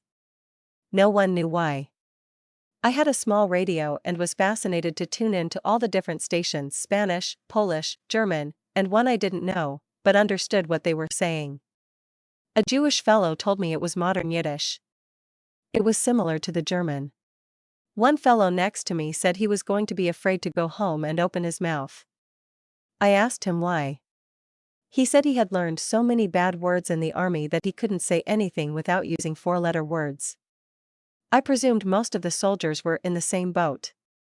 General Foods. While we were being detained at the camp until our records showed up, I decided to go into Detroit for a sightseeing trip. I looked around at the things of interest and decided a free trip through the General Foods cereal plant was the most appealing to me. It was a very interesting and complex system of producing cereal. Strange that they do so much to wheat, taking so much out of it, and then retailing it for $2 a pound, when the wheat was originally bought for about 2 cents a pound. Besides, it was healthier to just grind it yourself and eat it. But such is the story of our civilization. A studio camera. Also, while in Detroit, I looked for the largest camera company and went for a visit. They had exactly the equipment I was looking for. There was an Ansco 5x7 view camera with a split back, and it was just the kind I wanted. It cost me $175, and I bought some other things, too. Now I was ready to begin my own business when I arrived home. In retrospect of my time with the 2nd Armored Division, of all the Army divisions, I was placed in the one that I myself would have selected, had I been given the choice. It was the 2nd Armored Division which was the outstanding and first assigned division of General George S. Patton, and he has always been one of my heroes. It was said of him that he was a commander who was accustomed to leading his troops in person and inspiring them by personal example. Few men have that leadership ability. In a biography of his life, it was written, as was admitted even by his most ardent military detractors, Patton was the best the United States Army had in the European theater of war. Probably in all theaters of war. As time passes, and more facts come to light, we see that Patton was more right more often than his fellow commanders, not only in military matters, but also in his international political assessments. He was more successfully consistent in his winning abilities than any other military commander of the Second World War. The Unknown Patton, by Charles Province, page 88. Patton's life and his accomplishments for his country are much underrated, as they are with most great men. He was perhaps the greatest of all military leaders because his Third Army would go farther, faster, kill more enemy, take more prisoners, and conquer more territory than any other army in history. All of this with Patton in the vanguard of the attack. He was as devoted to his life's work in the military as many others are with their religious or economic goals and achievements. My experience with the military has given me even a greater appreciation for General Patton, and for that reason I have included this section. While we were on maneuvers near the Russian border, the Russians shot and hit one of our jeeps. It was a jeep that always made a routine trip along the border to check on anything that might be out of order. Every few days the Russians would shoot at the jeep. There happened to be some of Patton's men still in our outfit and they had volunteered to run the jeep patrol, and the rest of the guys were willing to let them. When the Russians took a pot shot at them, they opened up with mortar, machine guns, and rifles right back at them. It really created havoc. Our officers were frantic and managed to get those guys back and take their guns away from them. None of this information got into the newspapers because our officers were so afraid that it might become a serious incident. It was a typical example of the men that Patton had trained. They were men of courage, and they were not afraid of an enemy. Patton had one of the largest private collections of military books, and he had read and marked most of them. He loved history and claimed it was as important as any other subject. He was very knowledgeable, but even more important than that, he had the gift of intuition or the ability to predict events. 4.5 years before Pearl Harbor, he told how the Japanese would make an attack there. In 1936, while stationed in Hawaii, Patton forecast a doctrine of amphibious warfare that proved to be highly and terribly prophetic. After studying and observing the Japanese in the Pacific, Patton's conclusion was that they could and would attempt an air attack in the near future against Pearl Harbor. He wrote a paper on the subject in which his prophecy proved to be almost exactly the same as the actual Japanese attack on December 7, 1941. Ibid, page 61. Many of the successful campaigns in Europe were instigated by Patton, but he was never given credit for them. Even plans that he suggested, but were not used, proved to have been correct. On one occasion Patton explained, Bradley called up at 1,710 hours and, in my opinion, crawfished quite blatantly, in his forbidding me to use the 83rd Division. I believe that he had been overtalked by either Middleton or Hodges, or by both. I was very sore at the time and I still regard it as a great mistake. If I had been able to use the two combat teams of the 83rd to attack Saarburg, that town would have fallen on the 12th or 13th and we probably would have captured the city of Trier. With Trier in our hands, von Rundstedt's breakthrough could not have occurred. This is probably a case of, because of a nail, a shoe was lost, etc. In other words, had Patton been allowed to use the 83rd Division, as he had been promised, the Germans would not have had the ability to stage their offensive, let alone break through to Bastogne. Knowing Patton's perceptiveness, his intuitiveness, and above all, his track record, it is next to impossible not to believe him. Yet, he was once again ignored and put in his place by his superiors, to use the word in a military sense only. Ibid, page 56. All nations have a national pride concerning their military leaders. The British thought that General Montgomery was the best in the world, but history shows he was no match to America's Patton. After D-Day, Patton gained 50 miles in 26 days, Montgomery had gone 10 miles in 55 days. Perhaps the greatest blunder of World War II was made by General Eisenhower and General Montgomery in Operation Market Garden. Nearly twice as many Allied soldiers were killed there than on the D-Day invasion of Europe. Patton was held back so that this operation could take place. It seems incredible that with Patton stopped, with Montgomery enjoying absolute priority in supplies and weapons, and having at his disposal over 30,000 troops, the British commander still claims that his plan was improperly backed. What more could he have asked for and gotten? The only other possible resource would have been for the Germans either to throw away their weapons or to shoot themselves. Had Patton been given this kind of support, supplies, and equipment, he could have destroyed the entire German Reich within 3 months. Perhaps Prince Bernhard of the Netherlands summed it up most succinctly when he stated, "My country can never again afford the luxury of another Montgomery success." Ibid, page 55. Eisenhower claimed that Montgomery is the greatest living soldier in the world. Patton replied to that remark with "I can outfight that little fart, Monty, anytime." And again, Monty is trying to steal the show with the help of Eisenhower. He may do so, but to date we have captured 3 times as many enemy as our cousins have. Ibid, page 174, and Monty has never won a battle since he left Africa, and only El Alamein there. I won Mareth for him. Even in the personal jealousy between the two, Patton never lost his sense of humor. Once Monty sent a message to Patton, asking for some gasoline. Patton replied, "Take this 5-gallon gasoline can to Montgomery with this message. Although I am sadly short of gasoline myself, I know of your admiration for our equipment and supplies and I can spare you this 5 gallons. It will be more than enough to take you as far as you probably will advance in the next 2 days."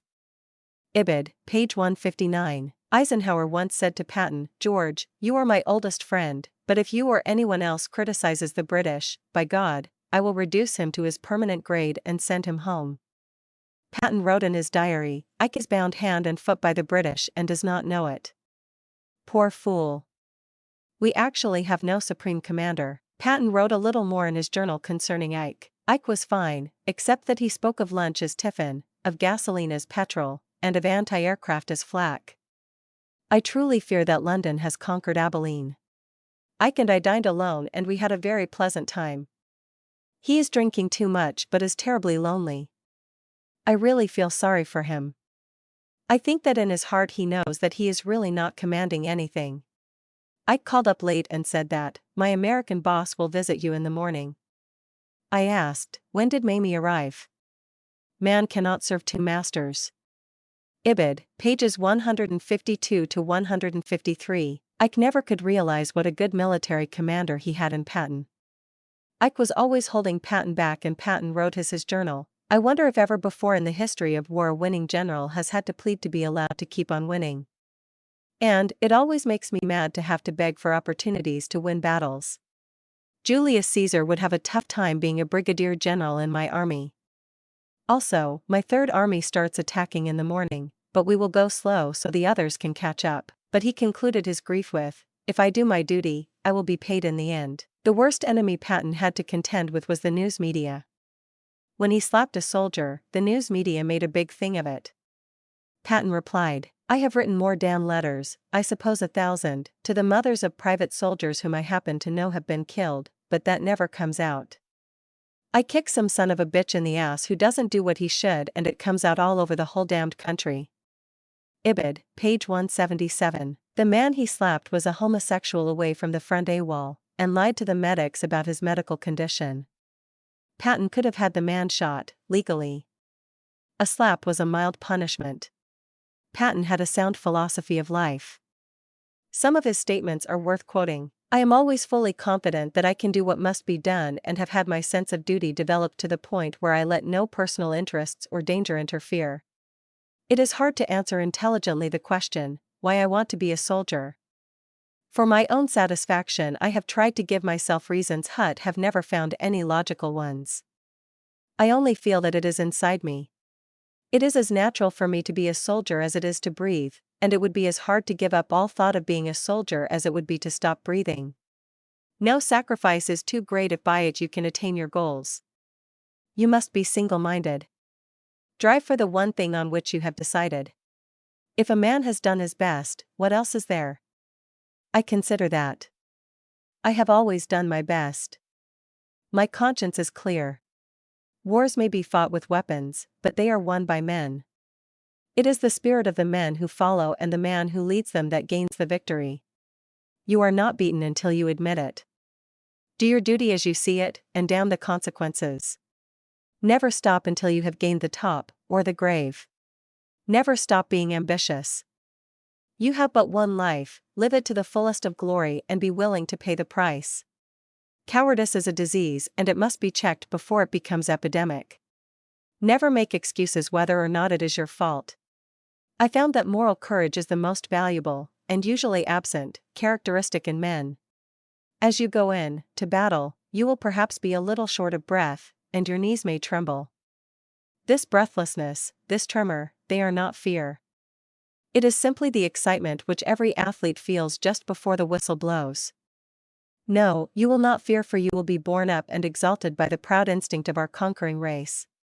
Although Patton was always called Old Blood and Guts, his men had the greatest respect for his commandeering. Once he wrote, "On the opposite side of the road was an endless line of ambulances bringing men back, wounded men. Yet, when the soldiers of the 90th Division saw me, they stood up and cheered. It was the most moving experience of my life, and the knowledge of what the ambulances contained made it still more poignant." Ibid, page 182. I have seen the movie Patton many times and will probably see it again. However, it failed to tell about many interesting little incidents. For instance, the speech he gave at the beginning of the movie was an extemporaneous speech delivered to the troops just before the D-Day invasion. The big white horse he was riding at the end of the movie was the horse that Hitler was going to give Hirohito when the war was over. Imagine what Hitler would have done if he knew Patton got it. He was also a gold medal winner for pistol shooting in the Olympics. Although he was victor over the Nazis, he had great respect for the Germans. Tai said, "All Nazis are bad, but not all Germans are Nazis. Actually, the Germans are the only decent people left in Europe." He could foresee dangers in the future, and again as prophetic I made him aware of them. Patton was cognizant of the impending dangers of communism and the belligerent attitude of the Russians. He attempted to warn the people of these dangers, but he was ignored. The press both attacked and ridiculed him, his superiors gagged and restrained him. As the years go by, more information comes to light concerning the truth about the waging of World War II. The emergence of one point becomes clear: General Patton was the most correct and successful army commander that the United States had. His military decisions have, with each succeeding year, been proven correct, much more so than is the case with any other top echelon commander in World War II. His political observations and prophecies have also turned out to be more accurate than those of the political analysts of the post-war era. The bottom line is that had we listened more closely and carefully to General Patton, and had we paid heed to his warnings, the world would very probably not be in the condition in which it finds itself today. Ibid, page 140. And further in his prophetic look to the future, Patton warned, "The Russians give me the impression of something that is to be feared in future world political reorganization. I really shudder for the future of our country. I believe that by taking a strong attitude with the Russians, they will back down. We have already yielded too much to their Mongolian nature. We promised the Europeans freedom. It would be worse than dishonorable not to see they have it. This might mean war with the Russians, but what of it? They have no air force anymore, their gasoline and ammunition supplies are low. I've seen their miserable supply trains, mostly wagons drawn by beaten-up old horses or oxen. I'll say this: the Third Army alone, with very little help and with damned few casualties, could lick what is left of the Russians in 6 weeks. You mark my words. Don't ever forget them. Someday we will have to fight them, and it will take 6 years and cost us 6 million lives." Ibid, pages 188 to 189. Patton was, in my estimation, one of the greatest of all military leaders. It is always a pleasure for me to see a man who is professional in his field. Patton was the best in the arena, and America was very fortunate to have him lead their forces. It was unfortunate for me not to have met the man, because I was 5 years too late. I wanted to add this little section to my military journal because he was an inspiration to me in my life. I can only say that I was proud to have been in his old outfit in the 2nd Armored Division. Conclusion: after 2 years as a missionary and then 2 years of military training, I saw two opposite sides of life, one devoted to saving lives, the other to destroying them. War has always been popular, but peacemaking missionaries are few and far between. Yet in reality, they may not be so different after all. They say there are no atheists in foxholes. Men certainly are brought closer to God in battle than in palaces of pleasure. Men in the military are usually more ready to listen to something religious than during other times. Collectively they are boisterous, tough and wild, but individually I found it easy to talk to them. For many years after my joining the Mormon Church, it was a problem to me to understand why the Book of Mormon contained so much warfare. I used to think that a book that was introduced to us by the Father and Son, delivered to Joseph Smith by an angel, translated by the powers of a seer stone and Urim and Thummim, ought to be more than a series of war stories. Gradually I began to see why. First, because we live in a time when there will be more wars, death and destruction than at any time before, it is necessary for us to know how to be on the winning side. When the Nephite were righteous, they were always victorious. When they became wicked, they lost battles and wars or were captured and finally destroyed. Second, it gave us the reason for wars, that a righteous battle is one in which men fight to defend freedom. The founding fathers had to buy liberty with their blood.